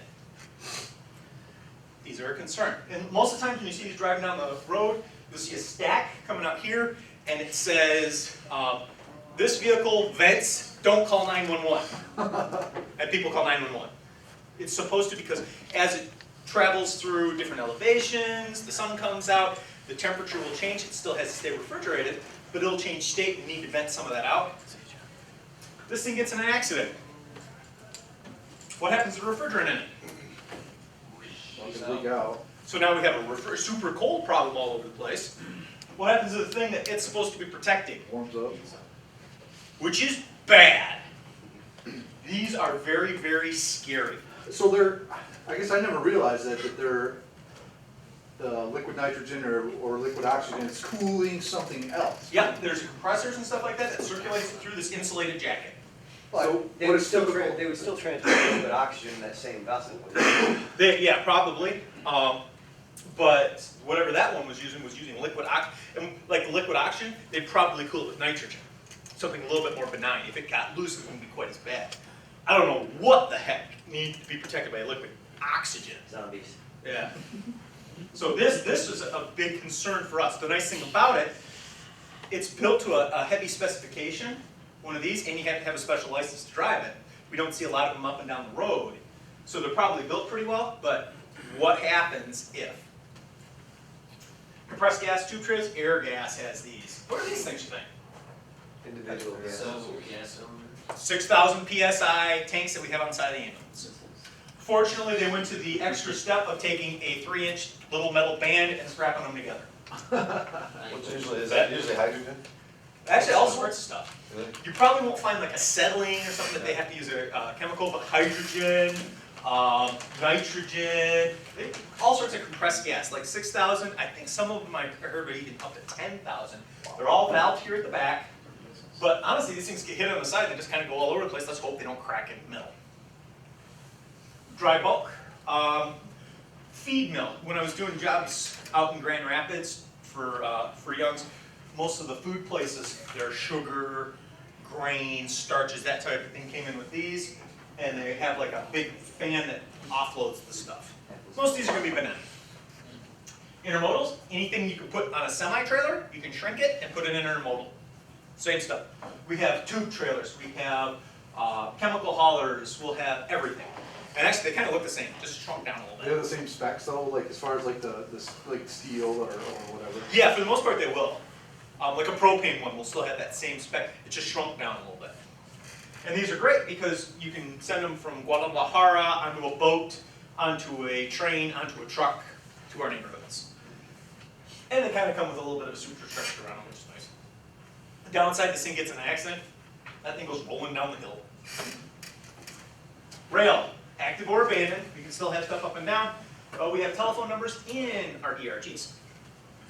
And the big thing, because being good at rail, I went to rail specialty class. One thing I learned from rail specialty class, that's bad, that's okay. Yeah, just saved you guys a week. Just like with the trucks. If they have to spend more money to protect it, that's a concern for us. So this big railroad car here, notice all of the valving and stuff, and you'll see this in your ERGs. All the valving up on the top of that, in that turret is heavily reinforced. So if this railroad car decides to make a quick left off of the railroad track and go rolling someplace, it's all well protected because it's a high pressure car. These can be up to 500 PSI. Low pressure cars, all that valving is exposed on the top because it's a low pressure. Actually, this is a non-pressure, which means it's up to 100 PSI. Does this mean these are benign chemicals? No. No. Styrene, hydrochloric acid, all that stuff can be in it. It's just we don't have to deal with the pressurization. It's not a propane, it's not a chlorine. The nice thing about rail cars, for the most part, is they have it written right on the side. Like, this has styrene in it. It is kind of nice. And we'll have placarding, and then you'll have individual labeling and stuff like that. Other railroad cars, these are mostly your dry bulk, same stuff like Odors, Purina. The food stuff comes out the bottom. What are these? Vehicles or lumber. That one right there. Dry bulk. I think coal. I can see it now. It's the hopper. That's it, the coal. Have you guys seen the aluminum coal cars? A lot of them are going to Ericsson now. So it costs more money to make an aluminum railroad car and it won't last as long. Yet I'm seeing a lot of them switch over that. Why? Like, why do you want to? It's a train. Why would you care about that? Carry more product, more cars. They are limited at 125,000 psi, 25,000 pounds for this rail car. The railroad company doesn't care. It doesn't care if they made the thing out of depleted uranium and they can only put 3 pounds in the thing, or if they made it out of titanium and they put 100,000 pounds into the thing. They're limited at that weight. So what they do is they make them out of lighter materials. Downside for us, the lighter materials aren't as robust in an accident. So we'll have aluminum in these accidents where they used to be steel. It's a little different for like the pressure cars. These are mandated. It has to be made out of this steel. It have to have this much metal here. These things are a little bit less. So that thing comes off the rails, gets in a crash where they used to stay together. They now start buckling and falling apart. Box cars are a big old bucket of fun. Everything you can get in there, you can put in bullets, you can put in spray paint cans, you can put in hobo bones, anything you want to put in the side of a box car you can. These flat boys here, think metal. A lot of times they'll take banded steel, go into GM, or scrap metal. We'll go in at something really, really heavy. Again, we're limited at 125,000 pounds, so you can only put so much steel before you reach that, so they use a smaller container. Intermodals, anything you can put in a semi-truck, you can make into an intermodal. You can throw an intermodal onto a railroad car. You guys have all seen the semi-trailers. They just drive them on there, leave them on there, drive away. What was behind? What's this? Guesses? High pressure. Cryogenic. Notice we've got nothing on the outside of this. Why? Because it's insulated. It's all covered up. All of our valving and stuff like that is in this little box here. It's a cryogenic railroad car. So, we've got a cryogenic railroad car. It's going from Baltimore to Seattle. So it's going to take a week to get across the United States. In Chicago, it gets put on the wrong little thing and ends up in Sault Ste. Marie. So I'm going to end up in Sault Ste. Marie. We got to get that thing back to Chicago, back to Seattle. So it turns around, goes back to Chicago. It ends up in St. Louis. They make it back. It's been on the rail now for 2 weeks. This has enough cryogenic fuel supply to last it for that journey from here to here, not all the extra ones. Same thing happens with chemicals that have inhibitors in it. It's expected to be on the rail for a week. They'll make it okay for, we'll say, 9 days. Any of that extra one, bad things start happening to it. So they can misplace these cars, and they're beyond their safety measures. It's less of a problem now that we have Skynet in the air that keeps an eye on all these railroad cars, but it's still something that's concerning to us. We can have a railroad car going down our track that's belching off poisonous gas because it had an inhibitor in it a week ago that burned out because the train has been delayed, it was put on the wrong track, going the wrong whatever. So we need to be cognizant of that sort of thing. Eric, we have Capital City Airport. Actually, it's a pretty big shipping hub for air stuff. So we don't really need to worry so much about the big amounts of hazardous material because it's very tightly regulated, but we do know that it goes up and down a lot. Flies over our station all day long. They're a formidable terrorist target, of course. Crop dusters. They fly around my house. They fly over here, they fly in looking glass. You've got a little experimental plane that has a couple 100 gallons of a pesticide or an herbicide on it, flying around in the air, very low to the ground, 30, 40 feet sometimes. If you have that little plane do that with a couple 100 gallons of pesticide or something, you throw the aviation fuel on top of it, you got kind of an interesting afternoon. This is a picture of the Grand River.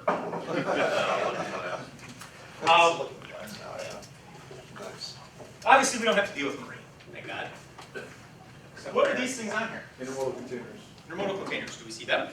Yep. We see them on the railroad. We see them on trucks. So the contents that are on these things, we end up on seeing other places. Pipelines. I've got 5 things up here. What is one that we really need to be concerned about compared to the others? Natural gas. These are not going to be really under high pressure. That one will.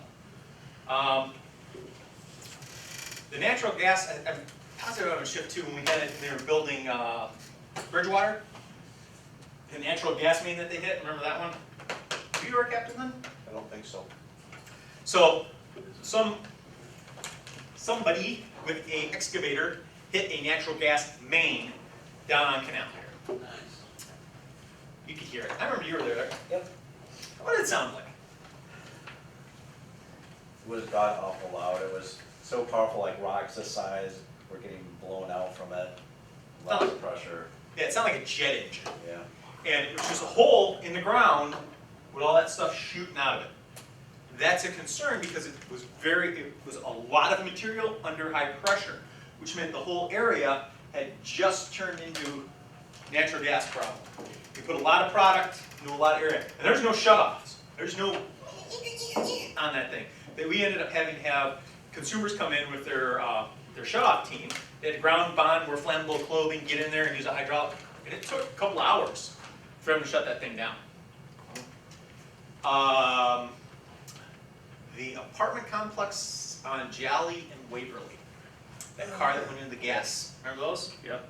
I don't think we went on that one. Later. No, there was a snafu with the, Yeah, we Later. That's the same day that funeral. yep. Oh, that's Joe's. The Stuckers. Stuckers? Okay. Yeah. So Maggie Murphy that was there? Yep. Yeah, because we saw the mush, I saw the mushroom cloud from Elmwood Park Apartments. And then it was another couple of hours before they called us to cover their station, and then they eventually called somebody down to see it. So natural gas, it's lighter than air, so a lot of times it'll just dissipate. But if it gets trapped in something like an apartment complex or main splits and it gets into the ground and leaches into people's houses, we have a very big problem. Crude oil, gasoline, diesel, heating oil, that sort of, it doesn't have that vapor density. If it's in the ground, it's going to contaminate the ground. It's not as big a problem for us. I mean, somebody's going to be paying a bunch of money, i.e. Enbridge down in Kalamazoo is paying out billions of dollars to clean it, but nobody died over that. We didn't have houses explode. Natural gas is a big concern for us.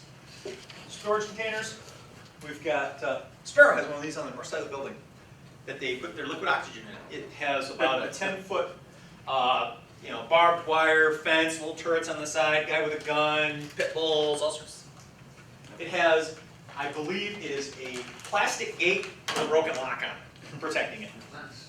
We used to use that. We used to use it all the time. Liquid oxygen. Just imagine if that thing came out of state in that whole area.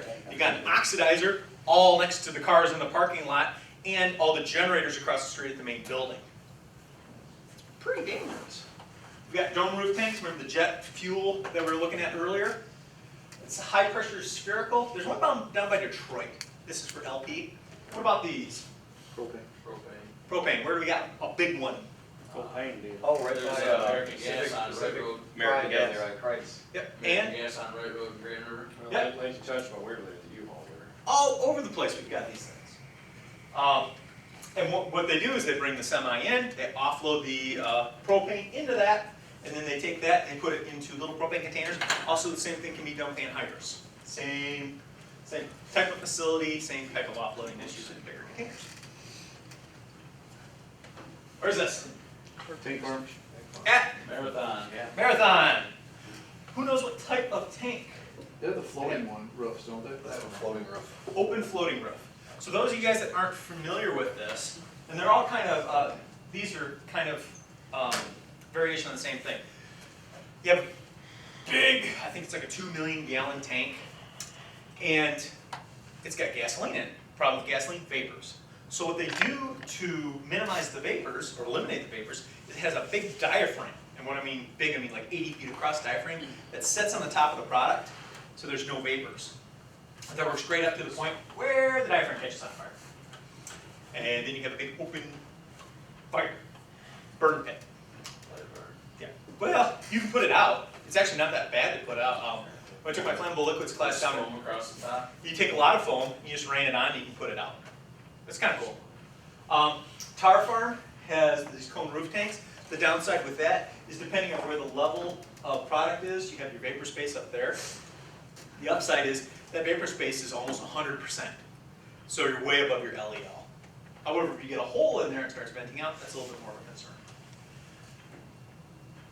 Totes, where do we see lots of these? Oh, like at warehouses and stuff. GM, remember all those Oh, yeah. paints and stuff like that? When we were talking about the fuel oil in the ground and our farmers' tanks in their farms. They look a lot like this. Some of the old ones, when I had my yard, looked like this. The new way they're supposed to do it is if they build a tank, they're supposed to build a bunker around it that can hold the contents up if the tank lets loose. However, if it was there before, it doesn't have to be. So it's a concern when you guys show up on a fire at a barn fire or something like that, be cognizant that, hey, we probably have fuel containment around here someplace. Container shape and size, totes. Of the three, which one would you think would be the biggest concern to you? Probably that big metal one.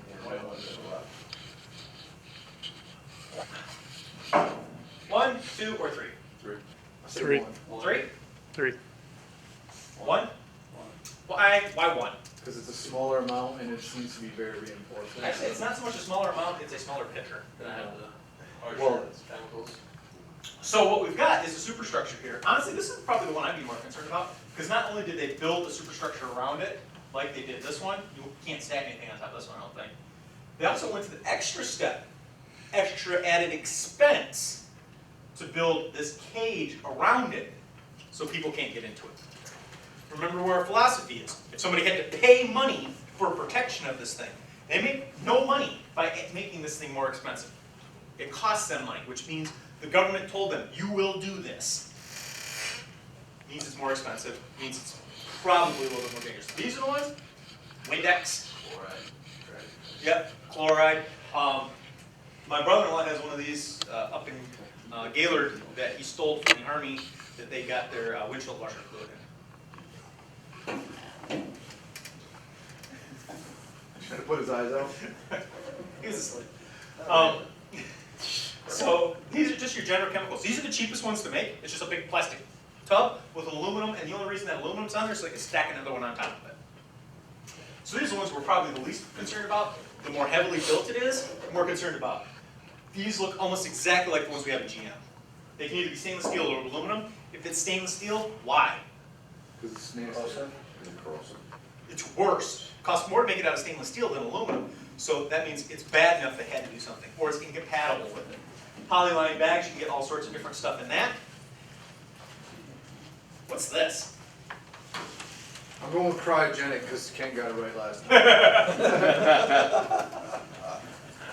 You're right. This says intermodal bulk containers that IBC is for secure transport and storage of hazmat. My guess is, and I was never really able to get a good answer off of this, I'm thinking more like explosives. This is very beefy. This is built very well. Not only is it built very well, they went to the next step to put an interior protection on it. And then they went to the third step of you can lock it up. So this has got multiple layers of security in it. Whatever is in it, I don't want coming out of it. So either it's something that can get stolen that they really don't want to, or it's very dangerous. And it says hazardous materials, so I'm guessing probably explosives or something like that. Drums, can't help you with drums. Anything can be in a drum, and drums can be completely different than how they look. We've got steel 55-gallon drums with polyline bags in them, because we'll put a corrosive material that if it hit the steel would eat right through it, but it doesn't eat through the polyline bags. We've got plastic drums that can have anything from water to hydrogen cyanide in them. There's really no good fix. It's not like semi-trucks where we can guess what it's in. The drums are completely different. Your best bet is hopefully there's a label or a shipping manifest that you can get at. Mark and coloring, what's that? 704. 704, where do we see this? All over the place. Businesses. Fixed facilities. Fixed facilities. This is a fixed facility one. We will see this at Sparrow's liquid oxygen. We won't see this on the truck that fills up Sparrow's liquid oxygen. This is NFPA's fixed facility guideline. So each one of these, you have your lucky numbers 0 through 4. We'll tell you the health, flammability, reactivity, and then down here is the surprise box. Let you know what funny stuff you have it for. Same thing on this. This is more for transport. You'll see this on intermodals. You'll see this on stuff that gets sold but moved. Same information, but it'll have additional instructions on here. Placards. Placards have to be on the front, back, and on the sides. We have the UN system. One is explosives. Page 16. We have our different placards. The thing I don't like about the placards is these aren't all the same. Like one should be like bad and 6 should be fine. No, it's kind of a crapshoot. So you really got to research back to it. If you guys have iPhones or smartphones, you can get this on. It's a free download for the new one onto your phones. It's a great resource. We have these on the trucks. Mr. Beck was going to go over it a little bit. Let's do some compressed gases. Excuse me. Flammable gases or flammable liquids. Sorry. Flammable solids, magnesium. We've had magnesium fires. That one up on Eaton Highway. Where are we seeing magnesium now? In the dashes. Dash supports or radiator supports. When that thing catches on fire, it looks like the sun. Businesses in Eaton Rapids. Yeah, one of the biggest magnesium manufacturers in the world is in Eaton Rapids. White phosphorus, sodium. What's your address? All right, oxidizers. What's the problem with oxidizers? Do they make things burn? They encourage things to burn worse. They make things burn a lot worse. They bring oxygen. So remember the fire triangle? What do you got to have to make something burn? Oxygen, Fuel. heat, Ignition. Chemical reaction. So we need to have oxygen. What this does is it brings more oxygen to the party. Nitrous oxide, you know, laughing gas. We used to not be able to give it to patients.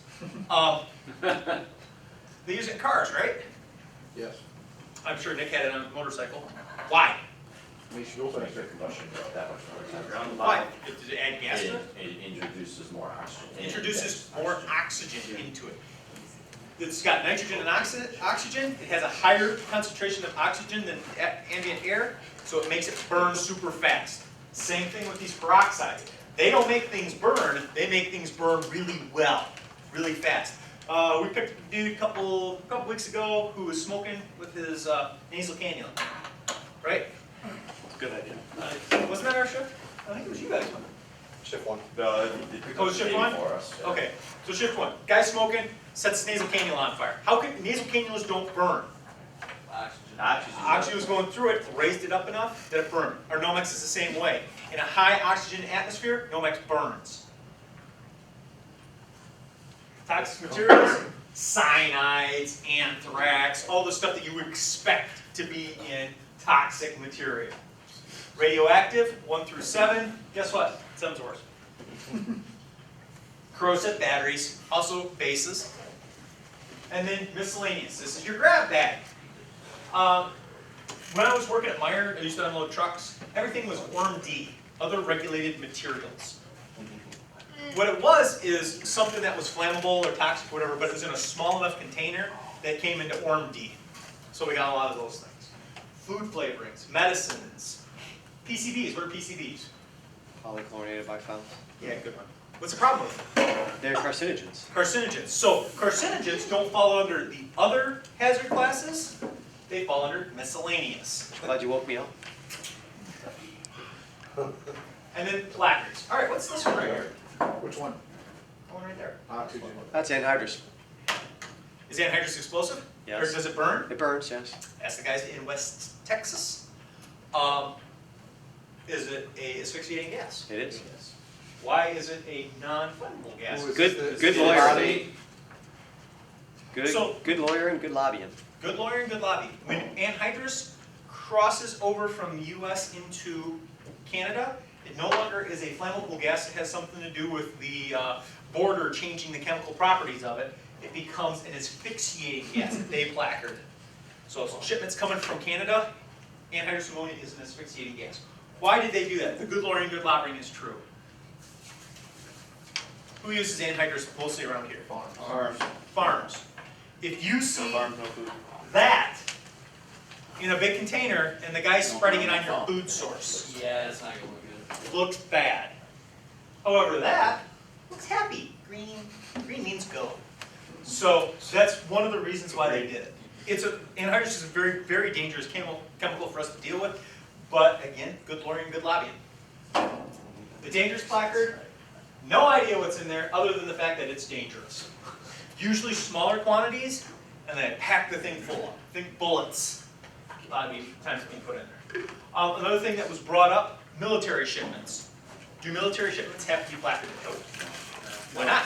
They're the military. Because they're the military, they got guns. The military shipments do have waybills and consists and stuff like that in the cabs. I was up at Cody's one day and we saw 3 semi-trucks go by with nothing on them. My brother-in-law Caleb was there and he's like, oh yeah, that's my shipment for the 120th SOAR, the Special Forces helicopter guys. 3 semis of bombs and bullets. No placards on them whatsoever. And I wouldn't even notice it other than my brother-in-law had mentioned, oh yeah, I was waiting for those guys to get here. Shipping papers and MSDS. Shipping papers for rail, the conductor has the shipping papers, not the engineer. He should have them unless the conductor's dead, I guess. And they're going to be in the cab. They, however, are not standardized like you would think about. They all have to be in line. So car 1, car 2, car 3, car 4, they'll tell you how it's all in line. However, you can either number the cars from the back or the front, your choice. So they are in line, but they're sometimes backwards to front, depending on the company. And they call them a constants or a waybill. Usually they call them a constants, the railroad guys have told me. Highway, we always call them a manifest, but apparently you can call a bill of lading or freight bill, have to be within reach of the driver. Or the Michigan State Police give you a big ticket. And then air is an air bill. MSDS, do farms have to have an MSDS? No. Why not? They have chemicals, lots of chemicals, big chemicals. It's because they're kind of a special company. Most farms are small family stuff. So for them to fall under OSHA would collapse the agriculture industry. So they have exemptions. If you have less than like 15 employees, you do not have to fall under OSHA guidelines. Which means they do not have to have MSDS, they do not have to have things placarded, they do not have to do this, that, or the other thing. My neighbor up the road, his barn is surgically clean. I went over there the other day, he had a combine parked in there, and you could eat off the floor of the thing. All of his MSDS are in binders right inside the door. He takes all of his stuff, he puts it in there. He's a good guy. He knows that if I need to show up to his house on a fire or something, I need to know where the information is, and he has it clearly labeled. A lot of farms will have tubes on the power pole when you come in. All the information's right there. It's not required. It's also not standardized. But most of these people are good people. They don't have to fall under that. For the rest of the world, here at Delta, we have to have our MSDSs. We go to Myers, they have to have the MSDS. Any company, they have to have the MSDS. All right. I think you and I were on the bus together. The tanker leaking stuff at The mall. the mall. Why don't you tell the story? I've told it too much this week. Oh, it was just parked there, there was no driver, and it had Sanskrit written, who knows what it said on the window, and The windshield, the whole Yeah, like, top of the windshield. so it's like, interesting. So I think it was the security guy that actually put his hands in the product that it was leaking and smelled it. Here's a better way to tell the story. So we get called. Wow. Yeah. It's a 307 further, so chemical haul. No placards. Leaking something onto the ground. So Hutch is our lieutenant. Boomer was the driver. And Boomer keeps moving the truck farther away from the tanker. Hutch standing there in his dynamic Hutch pose. What's for lunch? Yeah. I was probably waiting for Tony and I to go get lunch. Security guy comes up and he stands there next to Hutch. Hey, what's going on, man? And then he's like, hey, get a tanker. Gotta find out what's going on. And we're sitting there, Tony and I are on the bus, and we see the security guy come up, look at it, going right there. Like, no, Hutchison, gonna let him.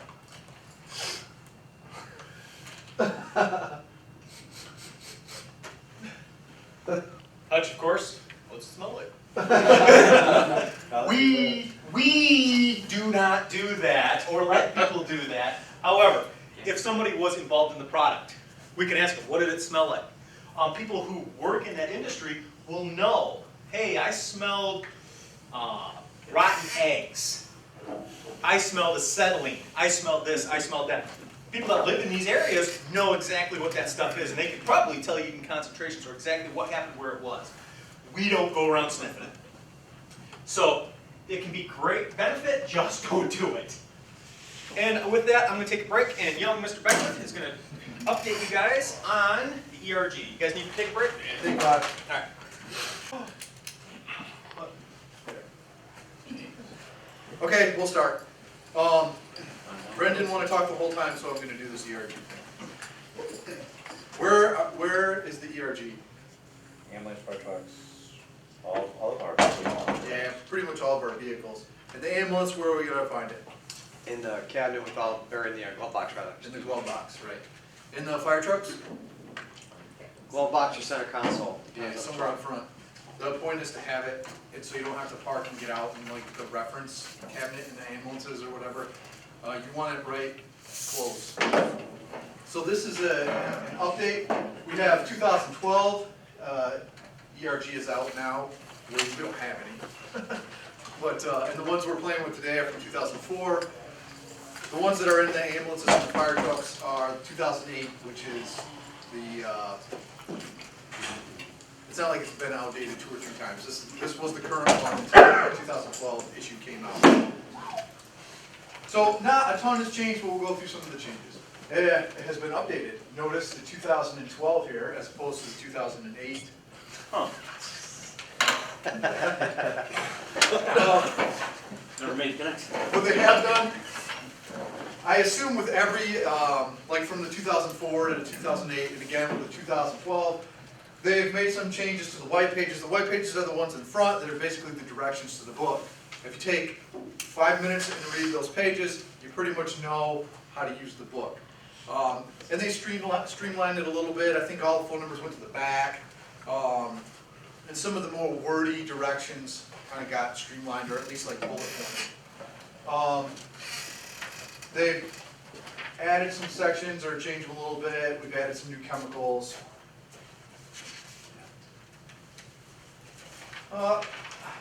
Some highlights on the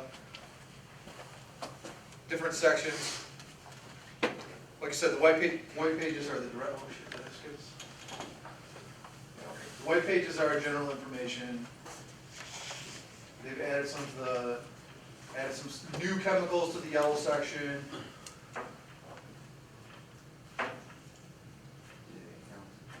All of it's really just tune-up stuff, except for when you get down here. They've added a boiling liquid, expanding vapor, like a Blevy chart, which is in the 2008. They've added some stuff to it, and then they also, which wasn't in the 2008, they added this IED standoff chart, okay, which we'll get into that a little bit farther. So, first couple pages. As of, and there's a footnote here, after 2013, January 1st, all the shipping papers have to be in the book, so they're trying to standardize it. Okay? This is for American stuff now. We're in Michigan, so we get stuff coming from Canada. It's not mandatory in Canada, but in America, home of the free, land of the brave. It has to be in this order. You have to have the UN number. First, the name, hazard class, and the quantity. Okay? Has to be in this order, and the phone number has to be up here. On all the shipping documents or the papers. Gotta get the papers. Whether it's rail or air or truck, on the papers, it has to be in this order. And that'll help us when we're looking stuff up. How to use this guidebook. Come on, it doesn't get any easier than that, right? They actually did clean this up a little bit. It kind of flows a little bit better than the 2008. And then in the 2008, there's a bunch of extra pages that are almost like, look at that, man, that's a lot of reading. if I have some smoking container in front of me, I wanna be able to just look at bullet points. So they do clean it up a little bit. And like it says, you just go, you wanna try to identify the material. Hopefully you have some kind of 4-digit number, or a name, or papers with the name on them. And from that, you can go to your orange section. The yellow section is where all the things are listed, all the products are listed by number, the 4-digit number. The blue is by name, alphabetical order. And that gives you the green, or excuse me, that gives you the orange for what to do. And that's basically this Washington. Hopefully you have a lot of information you can easily identify. If you get all the way down here, and the only clues that you have are like these placards, or general size and shape of a container, then you go with like the worst case scenario, and you're gonna be using these guide numbers here, kind of general guide numbers. Don't rush in and hurt ourselves. Remember, we're not gonna help anybody if we're dead, except for my wife who gets paid a lot. Upwind, uphill, upstream, identify using all of the tools that we've talked about, that Brent's talked about today, which are highlighted in this guidebook. And basically from the best or easiest way with the name all the way down to a container shape. And then to call. It has a whole list in the back of phone numbers of who to call, and on the papers, like it says, there should be an emergency number here of somebody that hopefully will answer and hopefully knows what you're talking about, or can look it up. The numbers in the back are general numbers. It lists out for you all the hazard classes and the divisions here. So if you see like, oh, that's a 1.5, I wonder what that is. Okay, there, that's bad. You know, just go through the list, just as a reference. If we just see these placards, if all you can see is, oh hey, it's 1.4, and it's yellow, that's what I see, I can go to guide number 14, and that's where I'm going to start my initial like isolation or protection and what to do. Some of these have changed from the 2008, they've added some or they've moved some around. So this section has been kind of tweaked a little bit. Here's your rail car stuff, just different, if it looks like this, go to 140, 111. Kind of points out like what Brent was talking about, the valves inside of all the protection for high pressure, and this is not so bad, right? Bad, not so bad, safety weak. And then again for the over-the-road stuff, and then intermodal containers down here. This is a national type or an international type of thing. For us, the 4-digit number will be on the bottom, but above it might have this, like if it's from Uganda or something like that, it'll have this number, and it gives you the different classes over here. Basically, if it's doubled, it's really bad. If there's an X by it, it explodes with water, I think. And if there's oh here it is. Yes, X is water. If you double the number, it's bad. And if it's a 0, it's not so bad. Something with a 9 too. Oh, explosion. It might say Polymerized. So if you got this number, that's like a world thing. This is more of a United States, or more standard in the United States. So they say the same thing, basically. This gives you more information, because this gives you can look it up, and it gives you which guy to go to. The pipeline stuff, Brennan talked about this. We've got these things should be labeled, and they should have a contact number. Did anybody make it to that training at right across the street at the Holiday Inn when they came and they fed us dinner? And it was like 5 years ago or something. Made it through part of it. Yeah. Part of it. But I mean, they said it's got to have their phone number on everything. So you call them, they want to know, come out, and take care of it.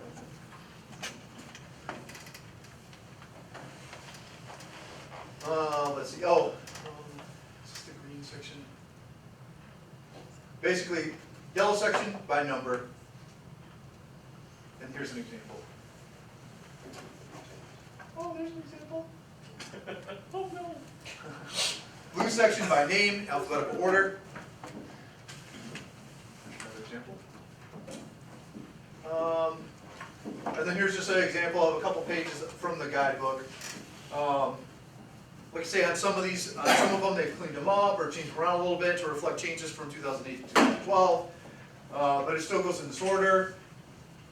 Do you know what qualifies as a large spill? Is it over 55 gallons? It depends on the chemical too. Because it says, like, it says like large spill. Wasn't the rule from Hazmat IQ, if it was liquid, it was 150 feet? Yeah. Gas was 300 feet? And that's based upon this. Okay. They took that from the ERG. So if you look up your number, and then it refers you to guide 116, for a large spill, you want to evacuate 800 meters. Which is, since we're in America and we like our own system, is a half mile. England uses that too. Huh? England uses feet too. Do they? Yeah. Well, this is just the other page. You got fire, spill, and first aid stuff here. If it's, what is this, the green? If it's in the green section, or if it's highlighted in green, it's toxic if inhaled. So we go to this other section. And our distances are more as far as evacuation, isolation, and then daytime and nighttime distances for small and large spills. And it's all listed right here according to number. Here it is up close. We all get how this works. Like, hey, we should, for a small spill of anhydrous, we should isolate 100 feet. And downwind, 0.1 miles, or like this, 0.2 kilometers or 0.1 miles. See how it works? First. See, an example. This is in this 2008, but I guess they've expanded the list. This is if this chemical gets wet, it releases a toxic gas. So it's referenced as such in the guidebook.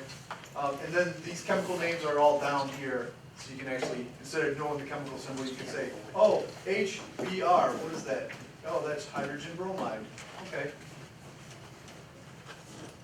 So it's just water reactive that makes toxic gases. And it says, it'll say water reactive in the green section.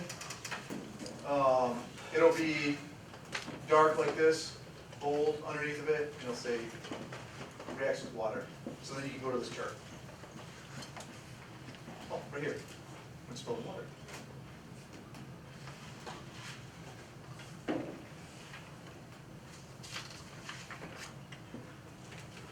This is just like a quick reference, most common chart here. On this, a large spill is more than 55 gallons. And again, it's just what kind of container is it, and then your isolation distances, and the downwind evacuation or protection distances. And it has low, medium, high wind, day and night. See how that works? There's your chemical, this is what it might be in, and your distances. Here's our plugin. Here's a little bit clearer, not sideways. Again, capacity of the container, and then the distances.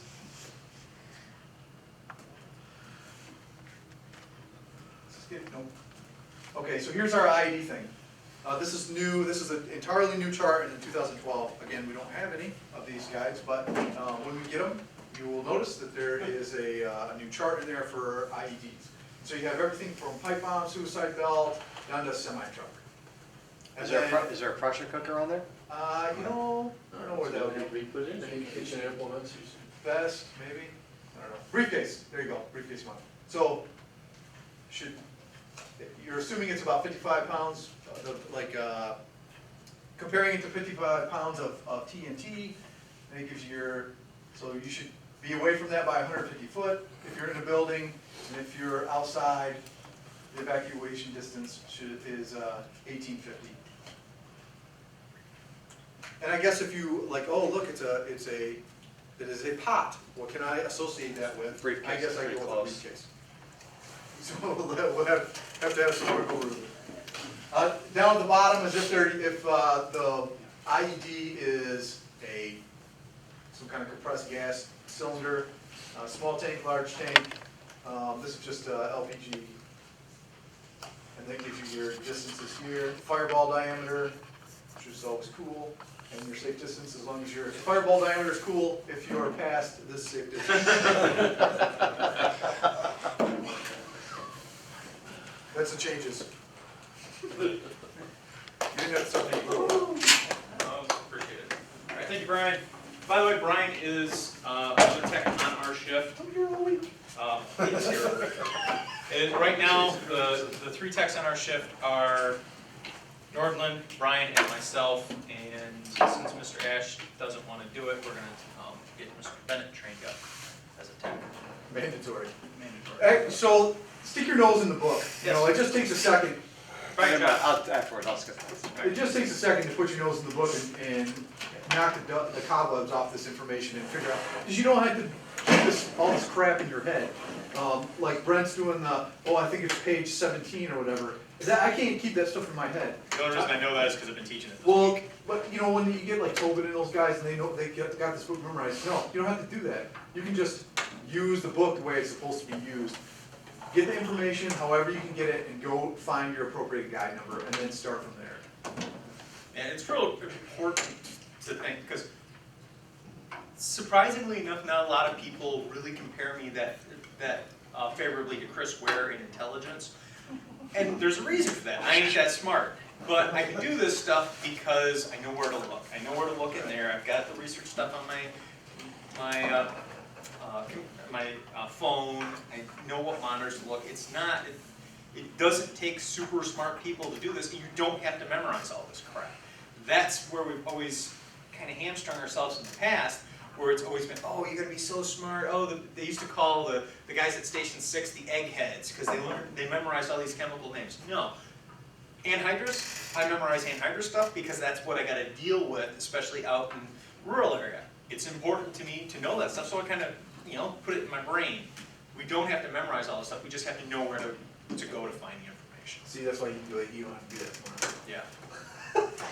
Did you want to say something, Ken? All right. So we're going to go over monitors.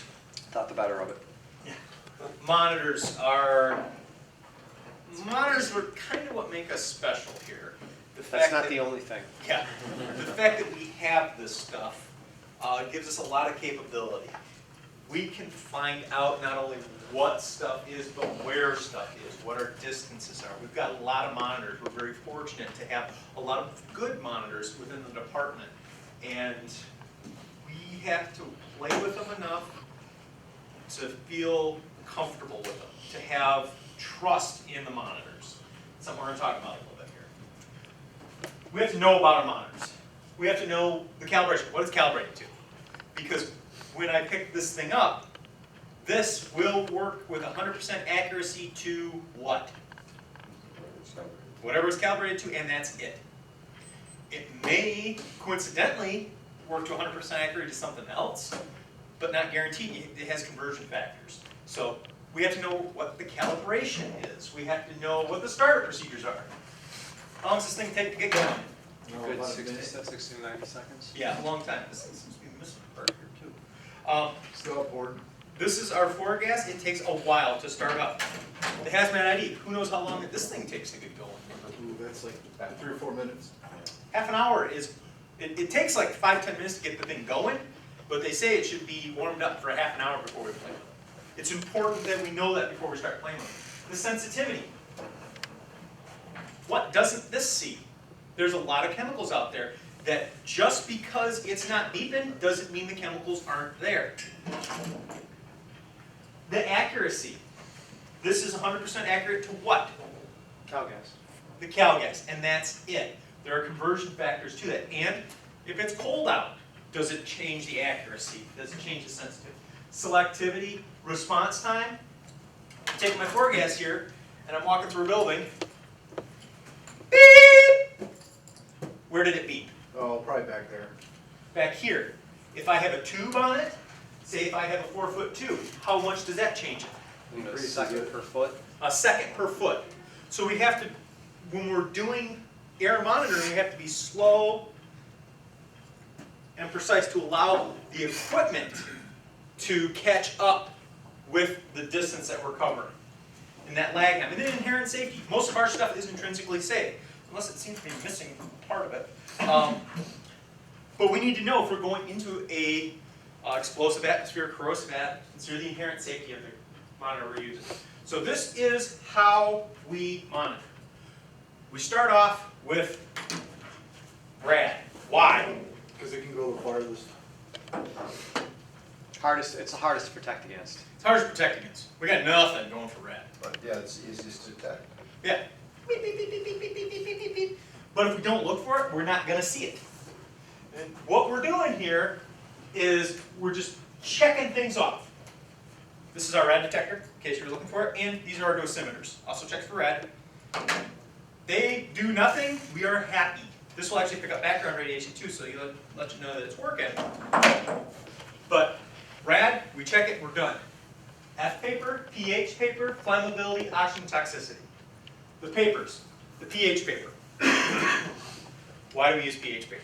Well, because the, if it's corrosive, or it'll mess up the oxygen sensor on the. It'll mess with the monitor. If I walk into a corrosive atmosphere with this thing, what happens to this thing? You wreck it. It doesn't read accurately. Can I trust it anymore? No. So if my pH paper changes, this thing starts making noise, I don't know if I can trust it. The pH paper has told me, you can no longer trust this thing. This is a cheating ex-girlfriend, make it go away. F paper, environments that have poisonous fluorine atmosphere. Do you remember what the fluorine thing was? That's the stuff that'll numb bones from the inside. And you die. Fluorine on our hazmat IQ is a no-go. If it has fluorine, we don't go. If there's people alive in there, they are going to be dead despite anything we do. Fluorine is a no-go. So what we have is fluorine paper.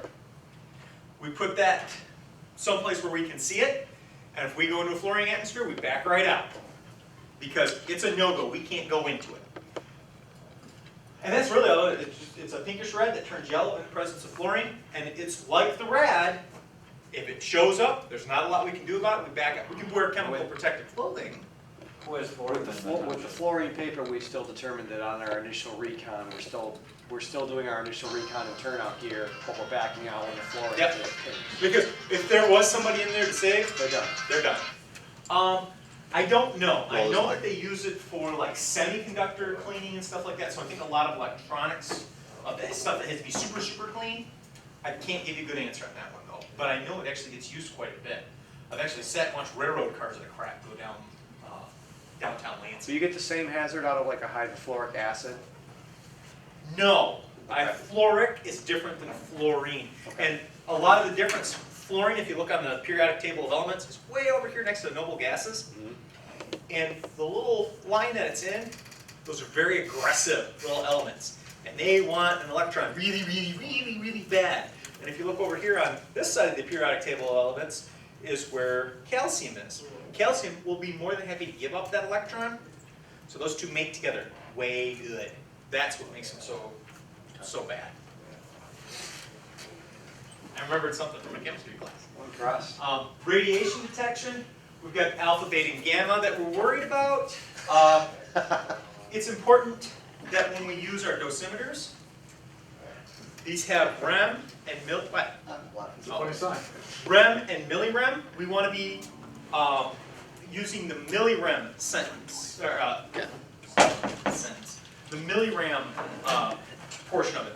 On this, when we're reading rem and millirem. Millirem, it's just like giving drugs. If I give 10 milligrams of morphine compared to a gram or 10 grams of morphine, it's the same conversion factor. CGI, we got rid of our sniffers. I don't know why. I'm actually buying a couple of these from Mulliken.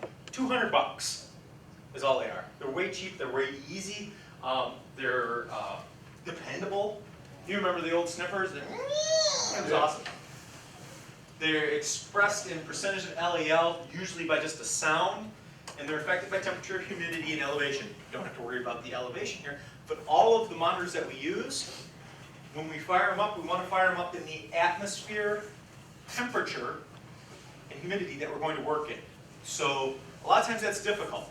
If we're February and we got to go around sniffing for some natural gas, something like that, we actually should be firing up the monitor outside. So it gets the opportunity to cool off and breathe. It needs to be zeroed out before we do anything. If we are going to be going into a building, we need to find some place that's warm to zero the thing out. Hey Brian, I'm sorry to interrupt. How much more do you have left? Hour. Okay. I know you guys gotta go do blood pressures. No, I have to excuse myself for something else. Okay. Oxygen, we have this on the 4 gas. It's an electromechanical sensor, and it's really accurate. It's kind of nice. The other funny thing about that is most of the other sensors in this piggyback off of the oxygen sensor. So you cook the oxygen sensor, you got a problem. Affected by temp, shelf life of 1 to 2 years, and I think they're like $500 or $600 to replace too. It seems to be what we're having a problem with the Cirrus 4 gas. Poisoned by acids. pH paper. We use pH paper to tell whether we can still trust the thing. A PID, the photoionization detector. We happen to have one that looks remarkably like that one. This uses a bulb, and the little particles go by, it knocks an ion off of them, and it tells you how many parts per million is in the atmosphere. Of what? What does it see? Stunned silence. Stuff with an IP, remember the IP? Ionization potential, ionization detector, those two have to go together. If it has an ionization potential of less than 10.6, the chemical, this can see it. If it's more than 10.6, it is invisible to this. Methane, can't see it. Natural gas, can't see it. So, it's a big limitation for this monitor. We have a PID on this, same thing. 10.6 bulb, big limitation. If it has an ionization potential of more than 10.6, it is invisible. But if it's below that, this thing works great. This PID is actually much more sensitive than this one. It's faster and it's much more accurate. But it doesn't tell you what it is, right? Does not tell you what it is, tells It you tells how you much. something is there. Yeah, it tells you exactly how much is there with the correction factor, of course. Because they all have a correction factor. Yes? I was talking about radon. I thought radon was a radiological thing. It is, but it's a particulate too. Yeah. So I don't know. I'm interested to look up. You should be able to find it in this, but I know it's really weak. And it's like an alpha particle that you inhale.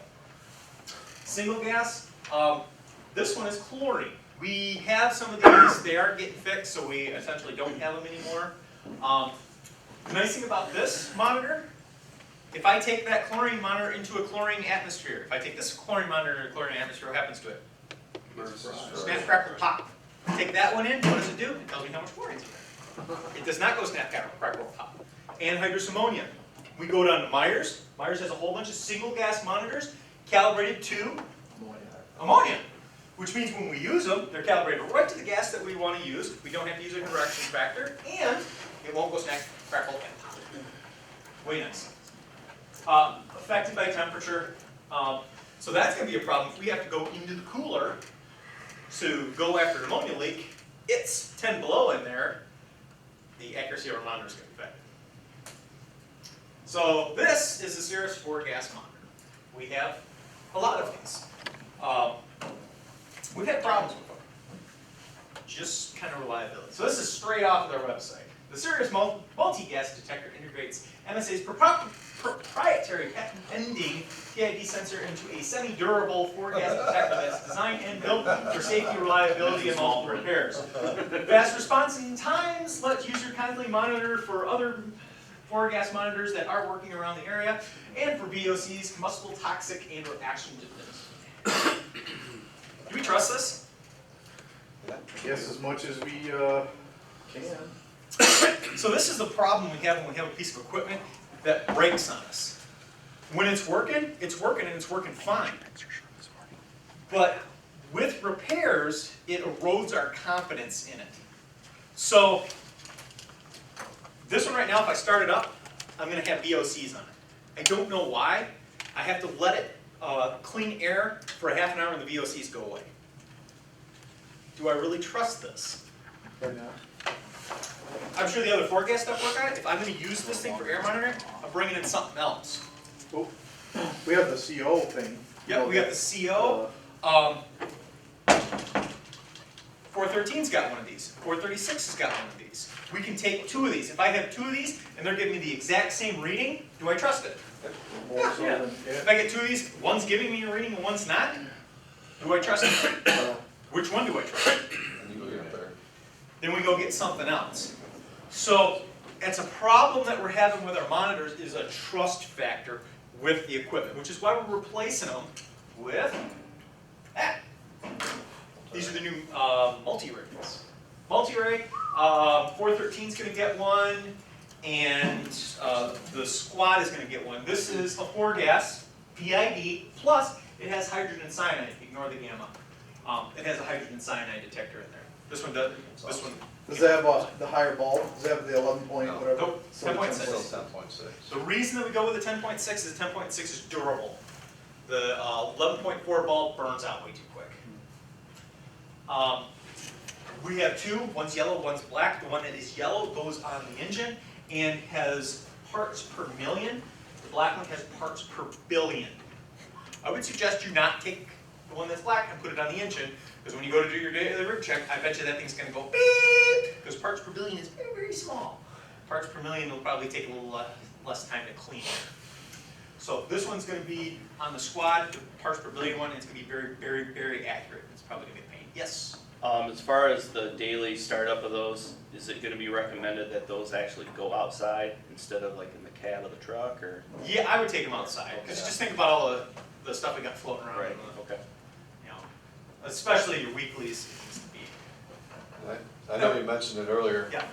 I don't know how much more you're gonna talk about these, but anytime you turn them on and you're getting a reading, especially the VOC, make sure you let it go all the way down to 0. Leave it on, keep it outside until it goes down to 0. Never shut it off with any type of abnormal reading on it.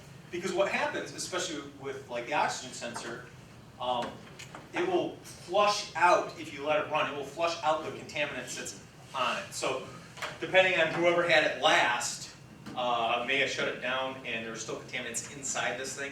Letting it run and letting it breathe will help flush that stuff out. The LEL, it will burn off that contaminant. So, as Dell, the air monitor whisperer, told me, these things are kind of getting to the end of their service life for the sensors inside of them. We're going to actually have to do some pretty significant repairs to them to keep them living. So that's why we're getting a lot more faults. We just had them a long time. So this is the new multi-ray. This is the Hazmat ID. This uses Forner, transform, infrared, spectroscopy. Magic. This uses magic to find out what stuff is. The other day, we had utilities over here fixing our turlet. I came out into the bay to find 2 people using this to find out what the substance in the bottom of the turlet was. That was great, because we're using the equipment. We wanted to find out what that stuff was. What was it? I forgot. It was sodium Or calcium. calcium phosphate or something like that. Yeah. Do that. The more that we use the stuff, the more we have confidence in it. All of these things for that. The more we use them on calls, the more we have confidence in it. This one takes a while to start up. It's kind of finicky. You got to go through some menus and stuff like that. But it's pretty darn cool because it can find just about anything. You just got to. It doesn't like water. Water really confuses it. So that's what we had with the problem with that. When it first came up, it said, "Hey, this is water." Well, it had a lot of water in it. Keep going You through. do search residual, and it'll find what's behind it. Gives you results in about 2 minutes, and it works great on a lot of stuff. This is actually why Wrigglesworth wanted us to come help them out. Pretty much that machine, because when we had the Clan lab out there, Dell was running this thing, and we were just handing them samples, and they were running them all through it. It worked really, really well. And then this has, I can take the samples that we found, and then I email them to the place that sells this thing, and they go and they'll do a more detailed analysis of it and send us the information, which is kind of cool. This is your Hura First Defender. We do not have this. This costs, that's $70,000. That's $50,000. We don't have it. I want it. This is really cool. It uses a freaking laser to see through paper and glass bottles. So when we had that Clan Lab over at Plumtree, Hagman from 46 had this thing. They're just walking up to glass mason jars, ethanol, ethanol, water. Looks right through it. Way cool. The downside is, it is a laser. You don't point it at Northland's head. You don't point it at the ground. Black powder, say gunpowder, it absorbs that laser energy and will set it on fire. We were playing with it in a training, and we took sheets of paper and we're setting the sheets of paper on fire with it. You had to hold it there for a bit. It's a pretty powerful laser. The laser will either emit from here, or this thing flaps up and you can put samples inside of it. The story I was told by the vendor, somebody from the Army had one of these. By the way, this is what found all the anthrax during 9/11, that actual monitor. Well, not that actual monitor, but that model of monitor. They were doing sampling. Somebody put a gunpowder product in one of the little sample vials, put it in there, pressed scan, and it blew up.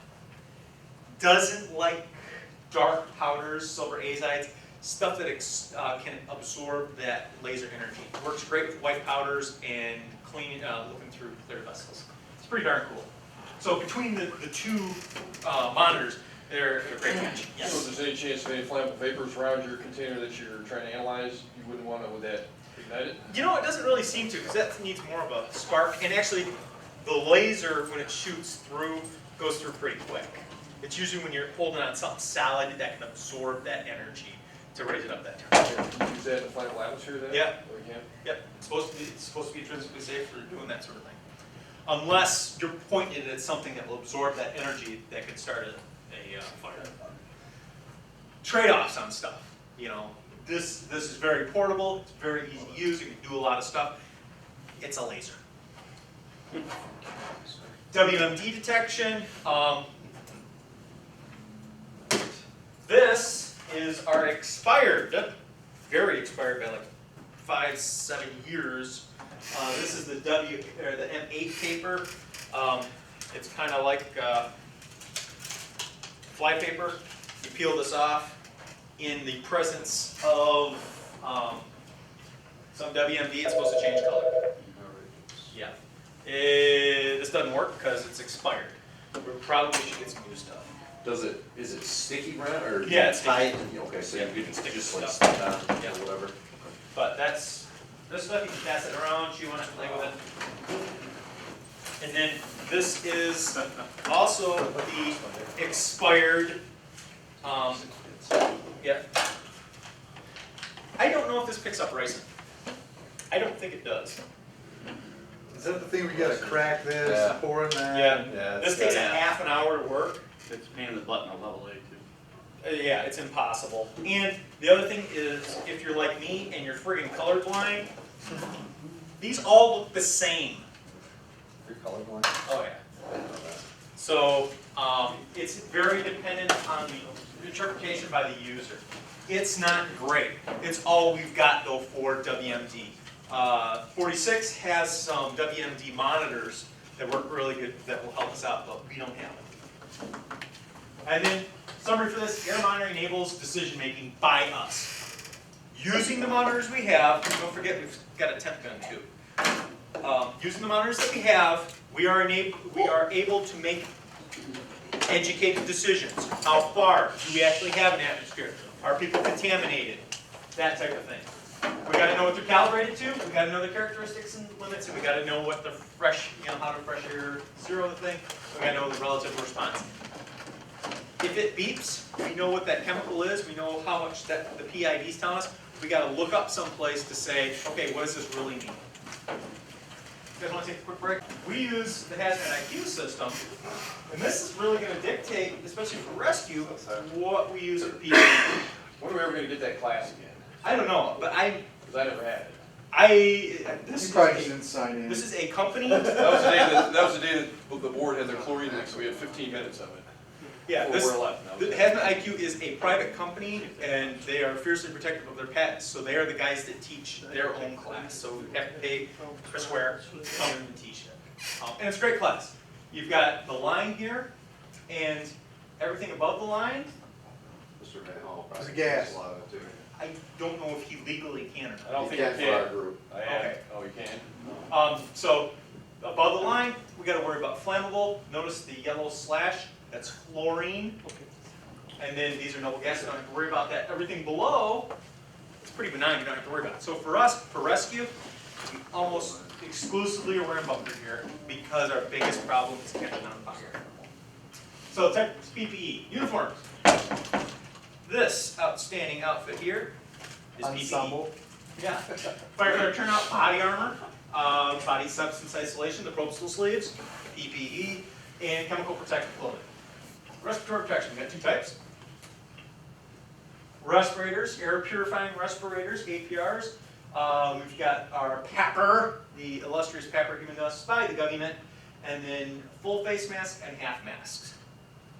Why would we use these? Depends on the chemical and or particulate that's in the air.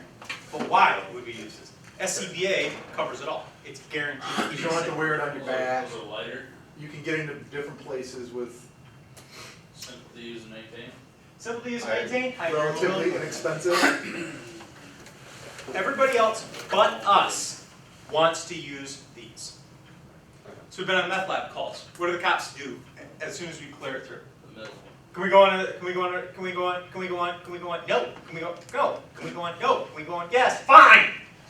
They want to go to this. Why? SCBA is so much better. Why? Why did it? It's cheaper and lighter and Confidence. The scariness of wearing all that crap. We are accustomed to wearing SCBA. We do it all the time. We train with it extensively. It's not a bother to us because we put the crap on all the time. It's our go-to thing. If we've got a problem, we're going to throw our SCBA on because that's what we've been trained to do. Cops, they're going to put on a respirator because it's less invasive. They feel better. It's a confidence thing wearing that. Young's comes out. I've worked at Young's for a year and a half, something like that. You know how many times I have ever worn SCBA? Zero. Zero. Not once. I've worn this. I've worn that. We do air monitoring to make sure we're okay for it. Nobody wears SCBAs because they don't like them, because they aren't accustomed to them. They had limited, I mean, the reasons that we don't like our SCBA, you know, the bottle has some time, and it's heavy and it's uncomfortable. We're fine with the trade-offs. Everybody else, they want to go to the respirators because it's where they feel comfortable. So for us as the responders that are doing the monitoring, the only time we're going to let them go to this is when we are okay, when we know the contaminants, when we know the concentrations, when the oxygen is the survivable part. No ideation, no carcinogens. How do we check for carcinogens? we'd have to know the substance and identify it as a carcinogen or not. Low levels of organic vapors. The cartridge media is going to be acceptable for what we're going into, and we have to know the cartridge limitations. What about expired cartridges? Oh, you're good. We have to know what we're getting into. So for us to let the cops or Youngs go to a respirator, we have to do a lot of air monitoring. And they are going to push us. I don't want to wear this thing. So it's a challenge for us. We got mechanical filters, chemical filters. Combination are mostly what we have. But we have to make sure that the combination and these filters are compatible with the environment we're going into. If it has 15% oxygen, no, they can't go into it. You are not bringing enough oxygen to the table to be able to survive. Then we have supplied air respirators. Us, we've got our tanks. We have a young, thin Larry Hutchinson there. Look at Roman. He's hair back now. Yeah. Larry always looked like he was 70. Yeah, Larry always did. We have SCBA. We don't mind our SCBA because it's what we live in. It's what we play in. We're the strange ones. The limitations for ours, it's what we got on our back. On the upside, if we go into any environment with the SCBA, we're protecting the most vital and the weakest point in the entire chain. We have this covered. We're not basing it upon checking the monitors and stuff like that. We know we're covered with it. So SCBA is the way to go, but not everybody's going to want to go that way. Chemical protective clothing, level A. When we think hazmat, what do we think? Level A. What's the problem with level A? It's a pain in the ass. It's expensive. Pain in the ass. Expensive, yeah, we've got them. It's a pain in the ass in the fact that it's hard to move in. All of the suits are made to fit Hatfield. Fogs up. It's not flexible. To be a level A, these have to be integrated. So you've got the gloves that don't fit, the arms that are too long. It zips up from the back, so you're limited. You're in that, and all the air you've got to breathe, you're bringing on your back. However, for chemical protection, this is not for rescue. Did any of you guys, you sat in with the old guy that came in here and did the plugging and patching thing last summer? No, I did not. I've sat in class with him before, but yeah. So this old guy, he was like the great grandfather of hazmat. His logo was a guy in a level A suit carrying some lady with a railroad car exploding behind them. That's the logo of his company. You know how many times that's happened? Never. Never! No one has been saved in a level A suit.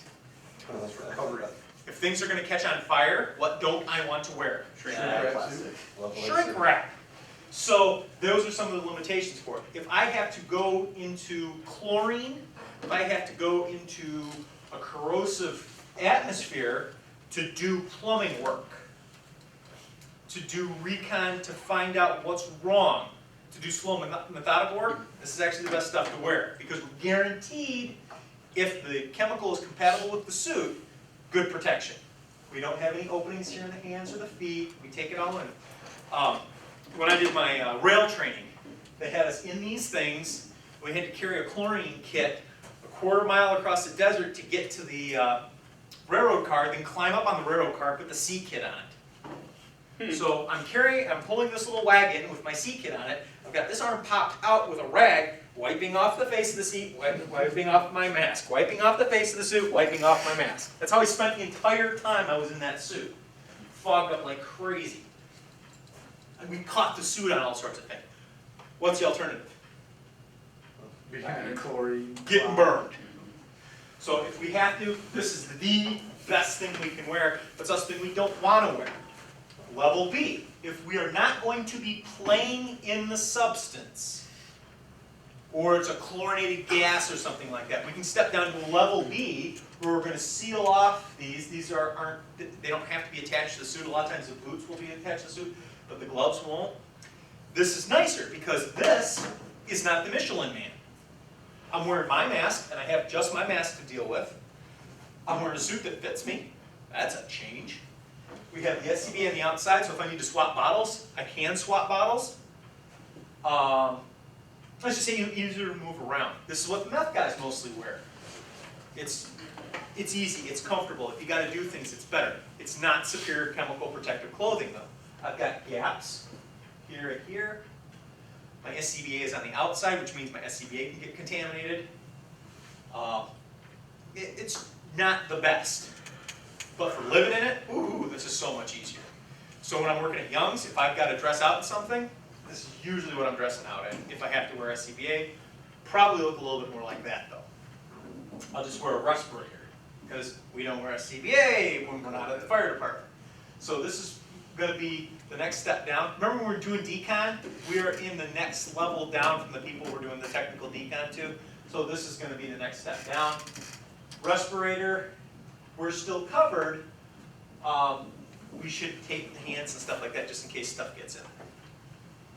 And then level D, this is just more of a splash protection. In case a crack gets up onto us. We wear approachable glasses, we have a heavy glove, usually double glove, and then a Tyvek suit. Firefighter turnouts. The firefighter turnouts are really nice for thermal protection. Look at that. Climbing stairs. Look at that. And climbing stairs. And climbing stairs. But as we look at this gear here, most of this gear, how old is your gear in this picture? Oh, that's like 04, I think. 04. So your gear is 9 years old. How many holes does this gear have? Not much, I mean, I really didn't do anything. But for the chemical protection of this, these things are not good. Still stiff. The gear is actually supposed to breathe a little bit so we don't overheat, unlike the Tyvek suits. So our chemical protection sucks. What are we doing most of our hazmat calls in right now? That, why? Because it's what we got. Don't burn. Our biggest fear is catching on fire. That, catch on fire? Don't want that. How about that one on fire? No. That one? No. You're That getting one? worse. You're getting Yeah. colder. Let's go to that. That's hot. So our biggest concern is catching on fire. We have to know the chemical we're dealing with. We're wearing this in a fluorine atmosphere, game over. We're dealing with this with heavy radiation, game over. We wear this with chlorine, we're gonna get burned. If somebody's alive and we gotta go rescue them, if somebody is in a contaminated atmosphere, they're still alive, they're still breathing, that contaminated atmosphere is low enough to allow them to survive with no respiratory protection. We come in wearing this with respiratory protection, we are probably going to be well protected enough that we will not sustain serious injury. They're in anhydrous, they're still breathing, they're overcome by it, we're going to get burned, probably around here where it's not really sealed, but we can save their lives. We risk a lot to save somebody. They're dead, hey, they're still going to be dead, they're an hour and a half, we're not running in. They're still alive. We, by getting in our full turnout, with the mask, with the Nomex, with our gauntlets being tucked in, we're going to minimize our exposure, we'll be able to run in and effect a rescue. We want to select it based on the permeation, degradation, penetration. If we have to go in and do plumbing, if we have to play in the product, we want to know what the product is, we know how the product's going to affect our level A suits. If we're going into an atmosphere and that stuff is going to break down the suit in 20 minutes, I don't want to be in that suit. It's going to break down the suit in 420 minutes, I've got a better chance. Heat exhaustion, heat stroke. When I went out to Pueblo, I went out twice. One time it was in the summer and it was 104 degrees. One time it was in the winter and it was 4. It was actually worse for me in the winter. In the summer, we'd work and it's 104 degrees, but as soon as you get out and crack that suit, it's so dry, it just cooled off really quick. In the wintertime, I was cold, and so I'd have to put on layers to stay warm while I was sitting around, but then I'd start working and I'd sweat through those layers, and then the thing would fog up. It was actually much worse for me to work in those suits in the wintertime than it was in the summertime. And we have to understand, and that's one of the reasons why we sit around and just waste time when we're using plastic suits. Because we take blood pressures, we make sure people are hydrated, because we kind of have to. If we're going to put them in a level A suit, zip them up and send them into a place, we have to make sure they're in good condition to do whatever mission they're trying to accomplish when we send them in. Bunker gear, it's a little different. It's the stuff we wear all the time. We don't sit and take blood pressures and stuff like that before we send guys into a fire. But the bunker gear is built a little bit better for that. We can take off the stuff. So, decontamination, this is the last section we're going to go over. When we talk about decontamination, is this pretty much what we think about? Well, yeah, but hopefully you can do dry decon. Hopefully you can do dry decon, but this is what we always taught, to do decontamination, that we set up the one little pool and 2 little pools, and we scrub. In emergency decontamination, how long does this take to set up? A long time. So for emergency decontamination, not technical decontamination, this is a technical decontamination. For emergency decontamination, it's down and dirty. Can first responders do decon? Yes. Yeah, the answer's right there. Very easy to find. Yeah, if it can be done safely. Contaminated live victims should receive immediate emergency decon. Live patients can't wait for us to pop up the Zumbro. Zumbro's faster than a Tinker Toy, it takes too long. By the time, if we've got a significant chlorine leak, the people who have been contaminated, they're the ones who are bleeding and complaining, not so much bleeding but burnt, but the people who are complaining of problems. By the time a hazmat team should arrive, we should have those patients off-site already. But to do that, the engine crews need to do emergency decon. How do we do that? Well, we've got 4 types of decon. We've got the emergency, mass, technical, hospital. Guess which one we don't have to do? Hospital. Good guess. Unless Jose was in here, and then Jose had to do the hospital. What's our procedure? We wet, we strip, we flush, we cover. I will mention this again. Emergency gross decon, ambulatory patients should receive directed self-decon. So this one, we're wetting down a cot. Cot comes in, take the hose, wet them down. We use a tepid, low-pressure water. Okay, we don't heat the water because, well, we have the stuff that's in the truck. We do want to use low pressure though, because if you blast somebody, you're going to blow those contaminants off. Using a low pressure gets everything wet and stuck to them. We had the asbestos stuff. I called my boss up at Young's. I'm like, Doyle, this is what I got. What should I do? He's like, wet people down, take their gear off. Bag up the gear. That's all you got to do. All right. I wet them down. The asbestos fibers stuck to the gear. And then we just dry decon people out. Because everybody was covered head to toe because they were set up for fire. It's that, that emergency decon, that's what we had. And I can tell you, just doing that was not fun. I had people who said, no, you're not doing that to me. People I was amazed said, no, you're not doing that to me, period. So, removal of the clothing, 80% of the contaminant. And that's on somebody that's not protected. So, this guy here doesn't have stuff covering his arms, doesn't have stuff covering his head. Removal of his clothing is 80% of the contamination. That's pretty darn good. Again, wet, strip, flush, cover. We need to avoid overspray or splashing. We want to do just enough to either wash it off or contain it to their clothing. If it's corrosive, we need to flush for 15-20 minutes. How are we going to do that? Hydrant. Huh? Hydrant. Hydrant, or we're going to sit them on scene for 15-20 minutes. For corrosives? Yeah. If you had to, yeah. I would rather take them to the hospital, honestly. So what I'm thinking, grab a bunch of water bottles. We can irrigate somebody driving down the road. Water's going to pour out the back of the bus, but what are we going to do? They don't carry that much water. I know, but we need to flush as much as we can. Well, it's that whole, do we want to sit them on scene to flush them, or do we need to get them to the ER? Thought we'd have to flush before we could take them to the hospital. Yeah, that's exactly it. How bad is it corrosive? Is it a minor leak? Is it a major leak? That type of thing. I can't give you an absolute. That's just what my thinking is. I would rather for somebody like that to be off of the scene and on their way to the hospital. And I bring up the question because it's a question. Control runoff. Here's a good idea. Put it in a grassy area. If we've got contaminants, we can't guarantee that all that runoff's going to be taken care of. Do the emergency decon in the grassy area. I can dig the soil up and take it someplace. It waxes the sponge, makes it pretty easy. Wet, strip, flush, cover. Anything, any pointers or pitfalls not to fall into that East Lansing ran up against as far as? All right, so here, where am I going to go? Yeah, we're going to go over to mass decon here in a second. We'll talk about that. Okay.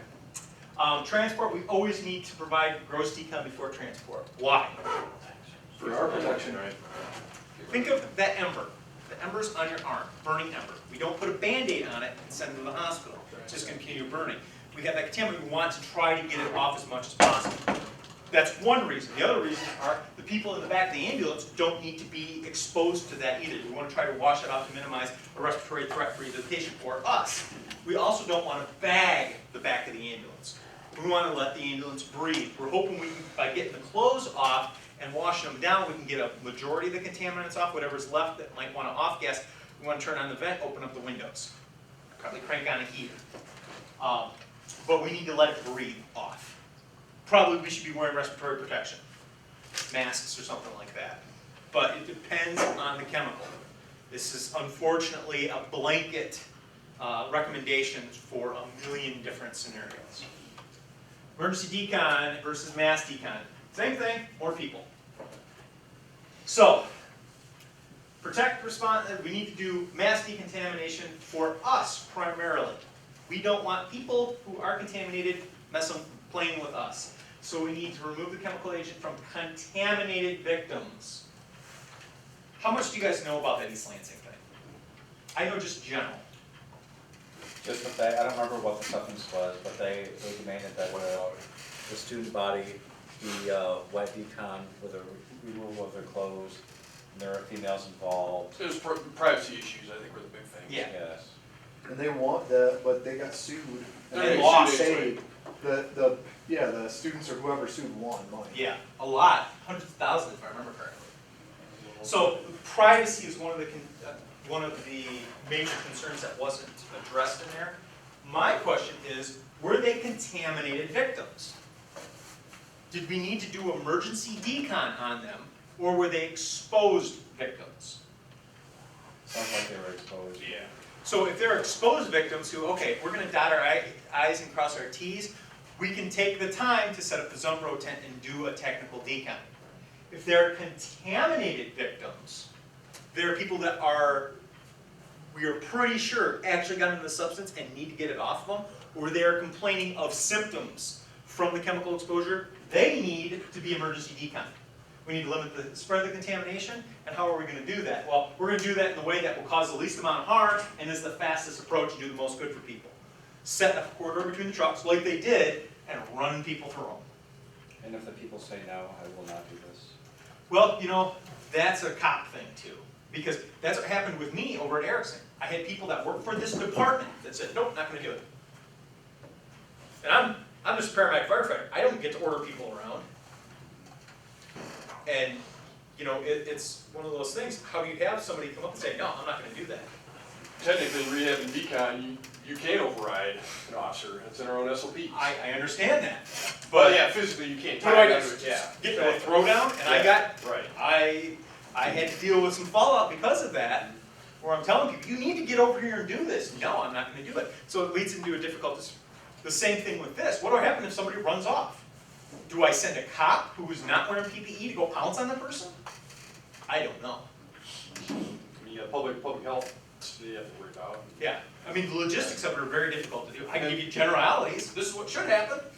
So it's a difficult place to play. Well, that same scenario happened when we had the exercise at the old engine plant. That same two people left and they wanted to see what we were gonna do. So we did, we sent the police after them to corral them and bring them back. And then you got 2 contaminated cop cars, 2 contaminated Yeah, well, guns. but the idea was, you know, the more people they come in contact with, Yeah, then. cross-contamination. Yeah, I mean, you It sure is a you've problem. got 2 people, but, you know, two's better than 20. Yeah. If this is anthrax, if this is something that's very easy to cross-contaminate people, do the cops pull out guns? Yeah. You will go through that line, or Yeah. you will not go to any line. Yeah. Is the threat so big that the risk of these people getting out into the community so great that we have the use of deadly force? There, that's Mike's problem, not mine. At least taser. Yeah, I mean, I'm way down on the list on that one thing, but it's a problem. You know, this is the scenario that could happen. So we want to do the one that's for the most good for the most people. Expect 5-to-1 ratio of unaffected people to affected. That's why we need to figure out who's contaminated and who's just exposed. We need to decontaminate people as quick as possible and get them out. Even just taking clothes off them will remove 80% of this. So we are doing an 80% improvement. Not the best, but the 80% improvement. The important thing is if we have a bunch of people who are contaminated, a bunch of people who are victims, what do we need to do? You gotta give them something. We gotta get them someplace, we gotta get a lot of people moving fast. The more time that we spend on each individual person doing a nice technical decon means other people are not being treated. It is triage. You stick 5 of them in an ambulance, well, if we got 30, okay. You know, it's a disaster. So we just start breaking rules. We break rules because we know that under certain circumstances we're allowed to break rules. Water flushing is generally the best mask decon method. It's because that's what we got. Water is a great solubility thing. I mean, it's what we wash. It's what we wash every day with. It's what we're accustomed to, and we bring a lot of water with us. We can tap into hydrants. It's what we got. We can bring along. After known chemical agent, we get washed through. Everybody needs to be deconned. We can go through the technical decon. This is a technical decon. Contaminated clothing for us, we get it bagged up so we can get clean. We go through recorder, we get this thing set up. Unfortunately, with a event, we're not going to be able to set this thing up before the event, which is one of the problems that we've always done with hazmat training is, all right, we're going to have a hazmat event. What's the first thing we do? We spend 2 hours setting up the Zumbro tent. When in reality, we have the event, everybody leaves, then we set up the tent. So this will be for us, cleaning up. The Zumbro, we got this thing out in the trailer right now. It's pretty darn cool. You undress, you decon, you rinse, and you redress. Responders, this is how we're going to deal with us. We're going to have all our clothes chucked out. We have privacy kits. We have like 1 million privacy kits. So that's not a problem. We need to have this actually in place before we go in to do a plumbing job. We're supposed to have our decon set up. We want to do a dry decon if at all. If we're in level A's, dry decon is very easy. That level A suit protects us and we can just peel it off. Even if we're in a non-encapsulated level B, we can do a dry decon depending on what we're getting into. If we're playing in the product splashes us, we might have to do a wet decon. Decon line should have clear entry and exits. Everybody has need cones. Very easy. When I walk into it, I know exactly where I'm going. I have collection point for equipment, personal items. 55-gallon drum. All the monitors are going here. The photographic equipment's going here. Personal items are going here. And privacy kits. So what I want to do now, you get to wear the level B suit that we have here. So I'm going to need somebody to run out to 417 and grab an air pack, grab your mask, and we're going to don out young Mr. Bennett. Listen, a couple things. One of them, boots. We got to bring our own boots with these. They have integrated boot, but we want to wear our big heavy rubber boots and Silver Shield gloves. It comes with Silver Shield booties for some reason, but no Silver Shield gloves. So we need those. So, and also we don't have any. We need some Chem tape or just stuff? let's use the chem tape. We've got lots of it. Let's use some. And under Beckwood's direction here, we are going to dress out Mr. Bennett and put him on air. All right.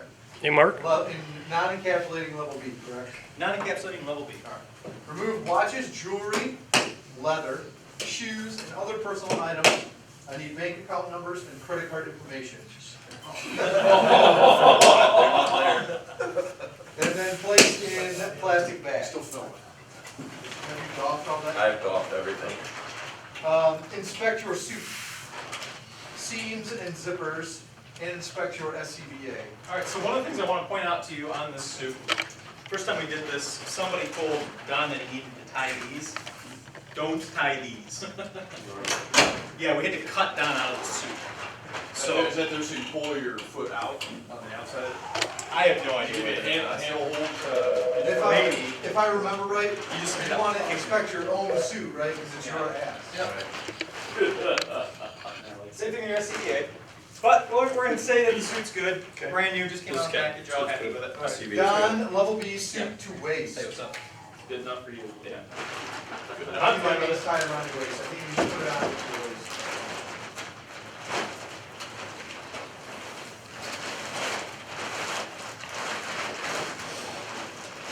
Now, we're doing this as a team sport, right? You should have some tenders. Yep.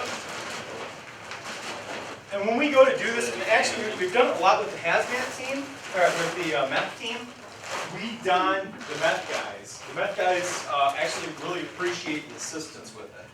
And they are wearing non-encapsulating level Bs with our SCBAs. Don chemical resistant boots They got their own with suits. boot covers. Okay. If suit does not have Flame retardant. attached sock, place pant leg over top of outer boot. If suit does have attached sock, which this does, place leg inside the outer boot, fold excess pant leg over outer boot. One of the things that we found with the checklists, especially for the doffing and the dry decon, it mentions having an attendant while you're doffing the stuff. We want to do this by ourselves if at all possible, so we don't cross-contaminate somebody else. So it's important that you kind of ignore that part. Tie those two. Do we want these left out or tucked in? Yeah, honestly, they can be cut out for all I Does that have a flat? Can you, There's no flap. Yeah, it's good. But we can tape that.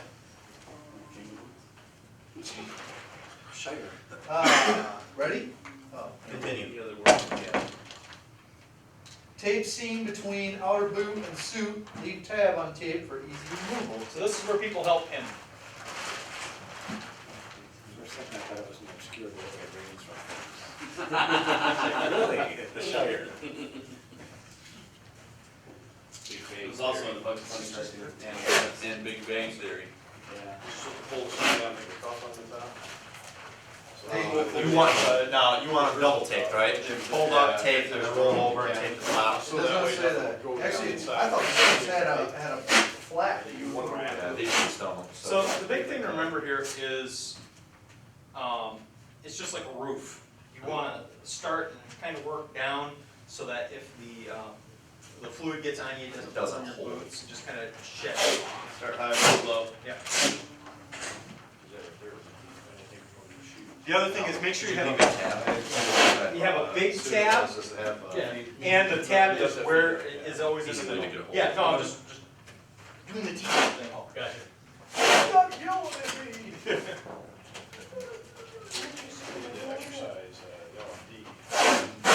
Always be real cognizant that the man is gonna have to get this stuff out by himself. Do your, all coordinating over the Boot it top. up. I like to use like a really big, about twice the size of that as a tab. So that, I mean, if it's all fogged up and stuff like that, you can, especially around the head. What do you say? Terrible. Yeah. Terrible, terrible. Now, do you typically double, like, that's up and then roll this down? Yeah, you can.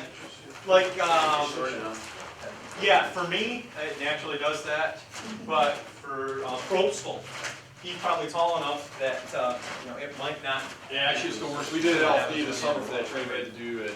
They roll down by Yeah, that's it, and I Feel tight. That's right, better look at it. That's right. Conduct briefing. Include a review of the emergency hand signals. So what we use for hand signals? This is getting it all. Yeah. So we've got knife, get me out of here. We're gonna actually put knives on our Just now? air packs. We just gotta go get some cheap knives. Okay. On there. So if you're in a level A suit, you gotta cut your way Find out. out. You can cut your way out. Yeah. Pretty close to what the ice rescue stuff is. With the exception of hitting it 3 times to pull in a line, you shouldn't have to worry about that. But I'm okay. I'm out of air would be important to know. Yeah. So simple hand signals. Yeah. Don inner glove, latex or index. So we're gonna wanna use 3 gloves. We don't have a Silver Shield glove that comes with the kit. So if we were to use these kits, we need to get a Silver Shield glove. It's important to remember the EMS gloves that start off. Yeah, the EMS gloves that we start off are our last layer of protection. Each layer of gloves, when we go to take the stuff off, is gonna come in contact with a potentially contaminated part of the suit, so make sure you're doing it right. No, it goes those and John middle glove, Right, or H or Silver Shield. You wanna just put another one pair of these on? No. They're here. These are gonna be our Silver Shields. When you're doing the inner gloves, my suggestion is your first glove you put on is gonna be the tightest glove that you can put on. Yep. Because that's the last glove that comes off. And hopefully, when you take your suit off, that pair of gloves doesn't come off. That's why I like to wear like a medium Yep. on that as my first glove, and then put on a large. The Silver Shields are a one size fits none, so they actually fall off pretty easy. Continue donning the suit by inserting arms into the sleeve of the suit and pulling it over shoulders.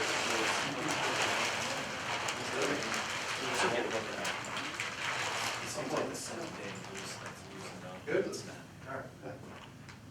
Silver Shield gloves will be turned inside out over the thumb and palm of hand, then taped with tab and folded back over suit. I got that? So we're gonna pop the gloves out.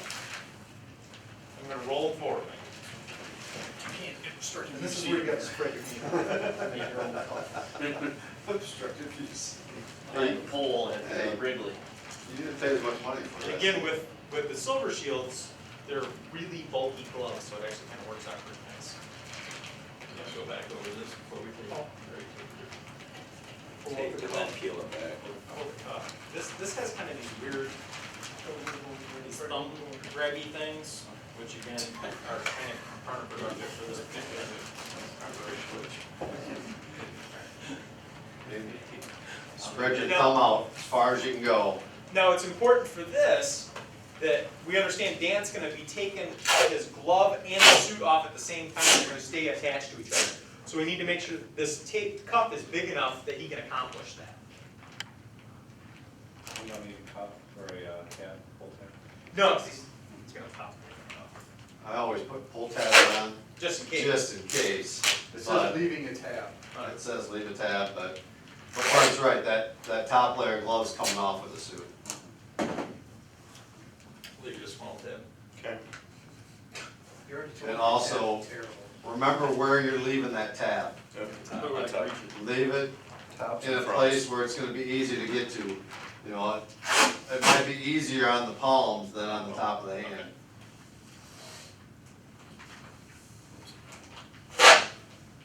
Won't worry about this much. We're using the chem tape because, one, we've got a lot of it, which is kind of nice all of a sudden, and two, it's different than the duct tape. It actually rips a little differently and it acts a little differently. To be honest with you, the shift 1 class that I did, we found a bunch of chem tape that delaminated. Really? That was in, actually the package that the suit came in. So that was, I've never seen it delaminated But I before. don't wanna jump the gun. Alright, Mr. Brian. You're supposed to fold that back over. Oh, I didn't wanna jump the gun on that. Rich, why don't you get in there? I already know what it is.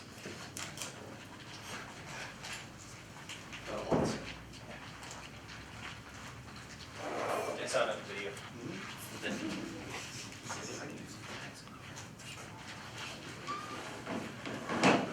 Is it like, come out of the dark, it's actually, kind of charging. How's that? Feels good. It's different, it's got a chemical Hot protection yet? to it. Right, sure, there's a sea manufacturer. Yeah, hands are getting. I had a sweat through my clothes already. This is made by, actually, this is made by Catwood. Yeah, Catwood's the name. Maybe you can tape that now. Now we do. Now we take that? Oh, I don't need that. You can hang on to that. No, it doesn't say tape that. What? I would like it taped, because that creates a pool right there. You can, but the downside with taping that is you are a little tighter. Can you get your hands out? So if you can, I don't have a problem with taping it, but you just gotta know, still gotta be able to pop your hands Wait out. till the next suit, or step, okay? Listen. Non-chemical resistant outer glove, There you go. over those gloves, fold excess sleeve over outer glove, and tape Brent. over suit, leaving a tab. So you're gonna seal that in.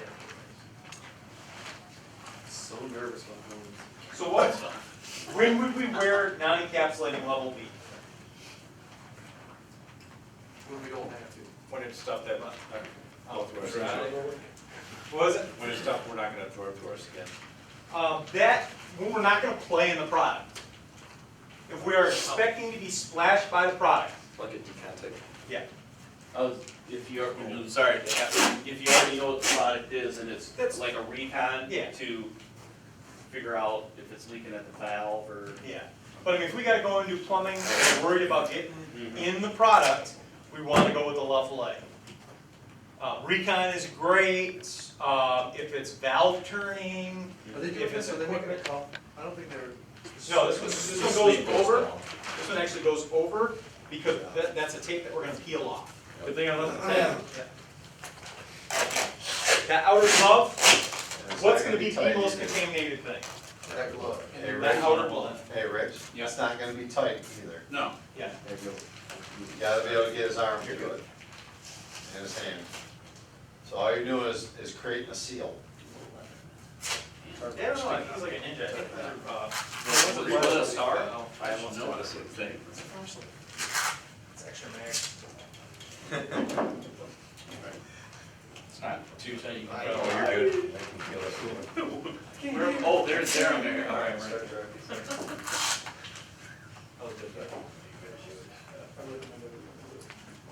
That me? Where'd you go?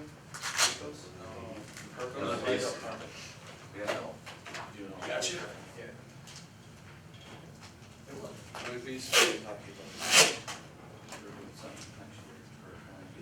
you have a tab, because he does need to peel, and that has to be a pretty good tab, because he's gonna have to grab those big chemicals with that as well. It is a sweet tab. Put a man tab on there. A new piece of, whole new piece of rich.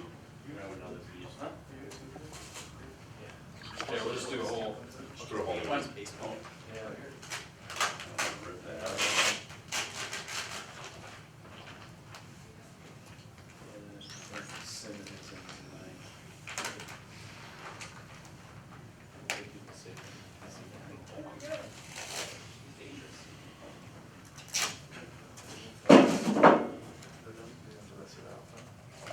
It's just training for the class.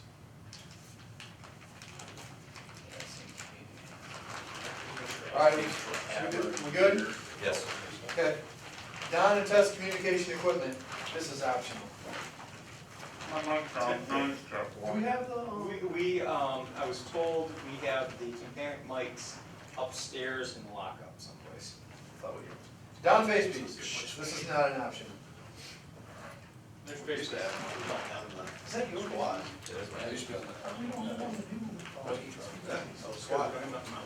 That one's fun. Oh. Yes. Good. Down attached hood of seat, zip up front zipper, attach zipper flap and tape flap, leaving a tab. We'll go one at a time here. Down attached hood of suit. Hey, why don't we help? Good job, Don.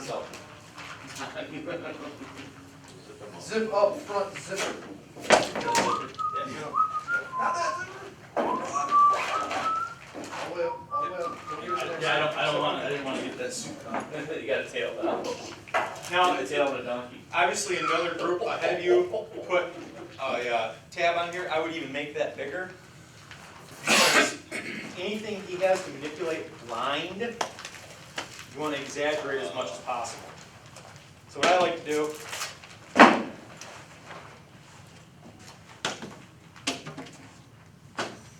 is really make this thing big, and that's your tab right there, okay? Okay. So you'll be able to find it. And then we're gonna pack it in. All right, Brian, what's the next one? Attach zipper flap and tape flap, Okay, so we're gonna leaving a tab. This one has its own little, you can go ahead and just peel that stuff, because this is the last class that we're gonna teach with that. So it's a double flap. Yeah, it's a double flap, but at the same time, it's kind of a pain, because to get it out of there, you gotta kind of rip the suit a bit. But Shift 3 started peeling it off, before I asked them to. This is shift 3. Yeah. They did it just to smite Crostal. Ah.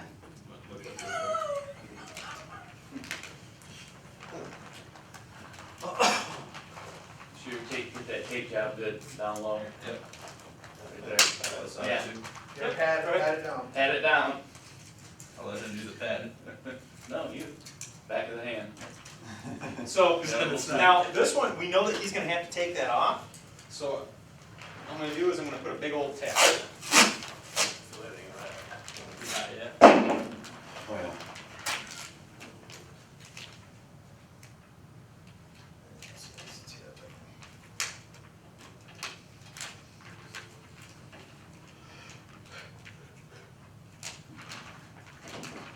So when it says and tape flap, the tape is Tab. on the, It's gonna be right there.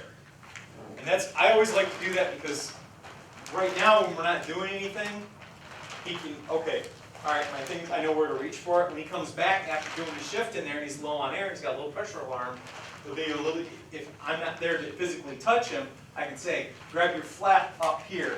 He has already made that muscle memory at one point, so he can do it again. do we retape this or the tape that's on the suit is adequate? This tape that's on the suit here is adequate. We need to, This one probably. yep. Don SCBA. Oh, just stand there. Yeah. But it's Dan, not Don. Oh, I'm sorry, I thought you were done. You've made enough that you can sign it.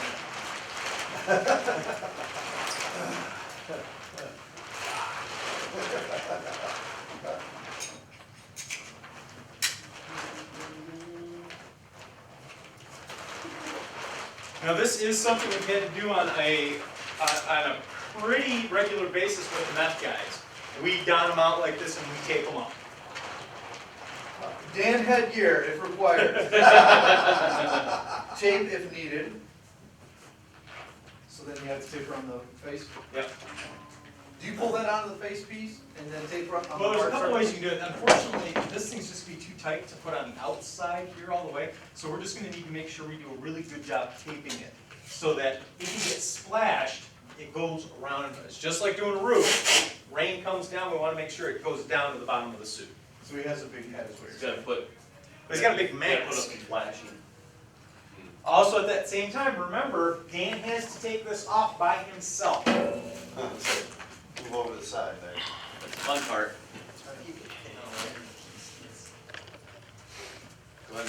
Go ahead and rip it there, Kevin. And make it a couple pieces. And if you put one piece underneath the first piece and tape them together, so when Dan peels it off as one piece, it'll work that way, you know what I mean?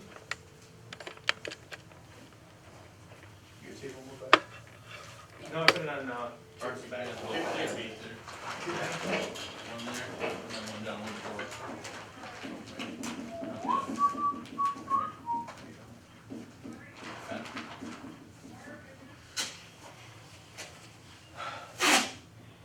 Take your time. So how long have we been playing with this? Long time. 15 minutes? At least. 20 minutes. 20 minutes? Yeah. This is why this is not for rescue. This is for plumbing jobs. This doesn't work for rescue. To think that this is something that we would use in a rescue situation is a fallacy. And there's no shortcuts Yeah, with the this. tab just behind your, mic, right there. The only shortcut would be going into a level A, and that starts a whole new series of problems trying to work in a level I A. like it. Alright? Assign, Hold on a second. Going back to the taping, okay, just like Brent was saying, if you remember how to do a roof, you start at the bottom of the roof and work your way Should up. have done it the other way around. Yeah, you start down at the bottom and work your way up. So that when stuff comes down, it'll probably catch right here. So, I mean, it's covered, it's covered. Again, if we are in this, we don't want to be in the product. We're doing this because we know we're not gonna be swimming in the product. We know we're not gonna be doing a plumbing job with it raining on us. assign a suit number, -3.7A. 852. Connect regulator to face piece, record time. Don't click it on. Turn the spotlight. I got it. The other thing to remember, there's a whole bunch of people standing around not helping. When people do this, we should have at least 2 people helping each one of the people's getting set up. And then if we have your RIT team, the RIT team also needs people assisting them getting donned up in this gear. So we've got, what more do you got left in there? One more. And just ensure where is breathing air Okay. and ready with thumbs up sign. Before we go to that step, Zimmerman did the checkout. I'm gonna come along and make sure everything's kosher on his stuff. Make sure his bottle's up. Make sure he's moving. Make sure we have enough chemical protective tape.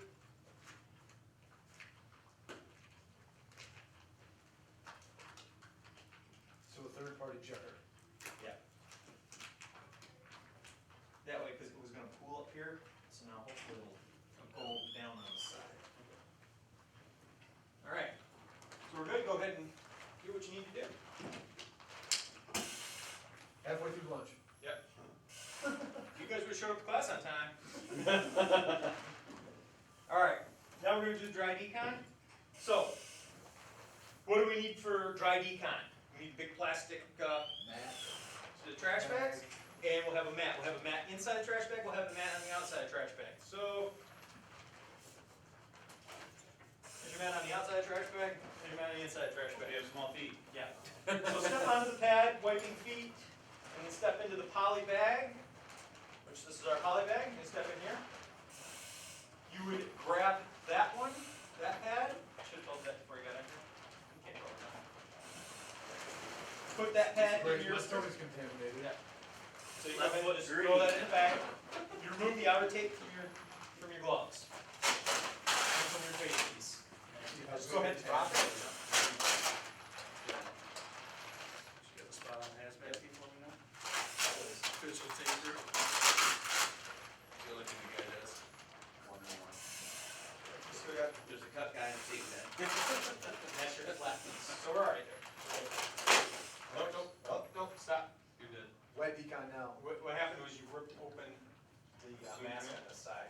We were gonna have to take that off anyway, but just to let you know, tearing that piece off before open the mask. All right, with the suit. Yeah. That's the problem, he can't feel or That's see. it, I make sure somebody tells them, Yeah. you know. So let go of that.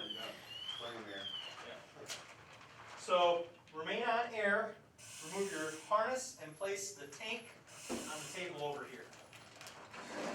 When we go to do a dry decon, we are going to need those 55-gallon drums right next to this, because this is where he's going to work, and this is where he's going to set all this stuff. Because he needs to remain on air when he's taking this pack off. So we need to have it close enough for that hose to be able to work. Dustin, you're going to keep moving that tank so that doesn't beat. Could you do like a bottle spot, you know, they're coming out on If you one could, layer. especially with our new hot fills. And you've got, well, yeah, and you've got Hot guys fill would be- in the But we hot don't zone. have hot fills on these hazmat tanks. Okay, so if you got guys like in the hot zone. Yeah, you could do a bottle swap if you got it. Right. Roll. Best thing is just get them off the stuff. Now you want to rip open your flap here. There you go. And open that all the way up. And unzip it, touching only the inside of the suit. You've got a 2-part flap. No. Leave those on. You got a 2-part flap. There you go. Good.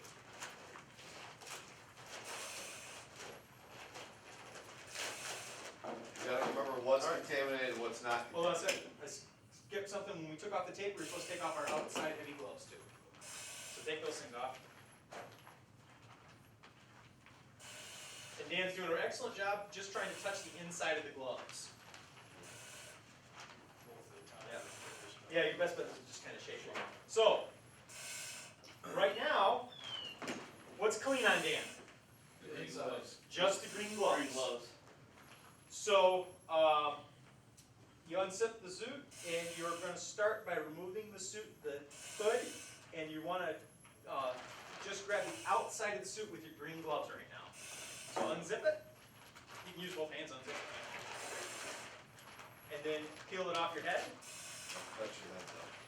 Now, this is where you can grab the middle of your shoulders, or grab right here on the sides, and pull down on the suit. What it does is it pops it off your shoulders. Now, here's the transition part, because he's going to pop his gloves out from the inside, where we had that loose stuff, and now he's going from touching the outside of the suit. When we get, yeah, there's a little tight on that. Watch your air hose be contaminated. Yeah. So now we're going to peel all this stuff down. So we went from touching the outside of the suit with the green gloves to the inside of the suit with our nitrile gloves. Now we'll try to step out a little bit. Realize all this stuff is clean, so you can step on that. All this stuff is dirty, so you can't step on that.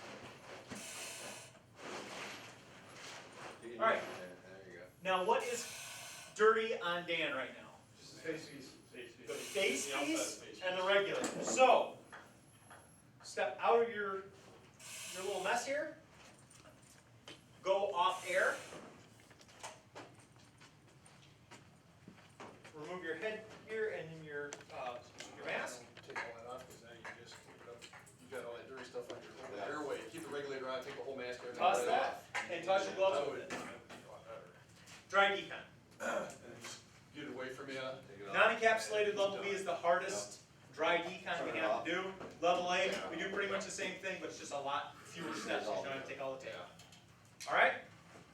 Everybody get signed in for the class? Because if you didn't get signed in, I think Roman's got it. It's just that one sheet. Yep. If you didn't get signed in, you had to take it all over again.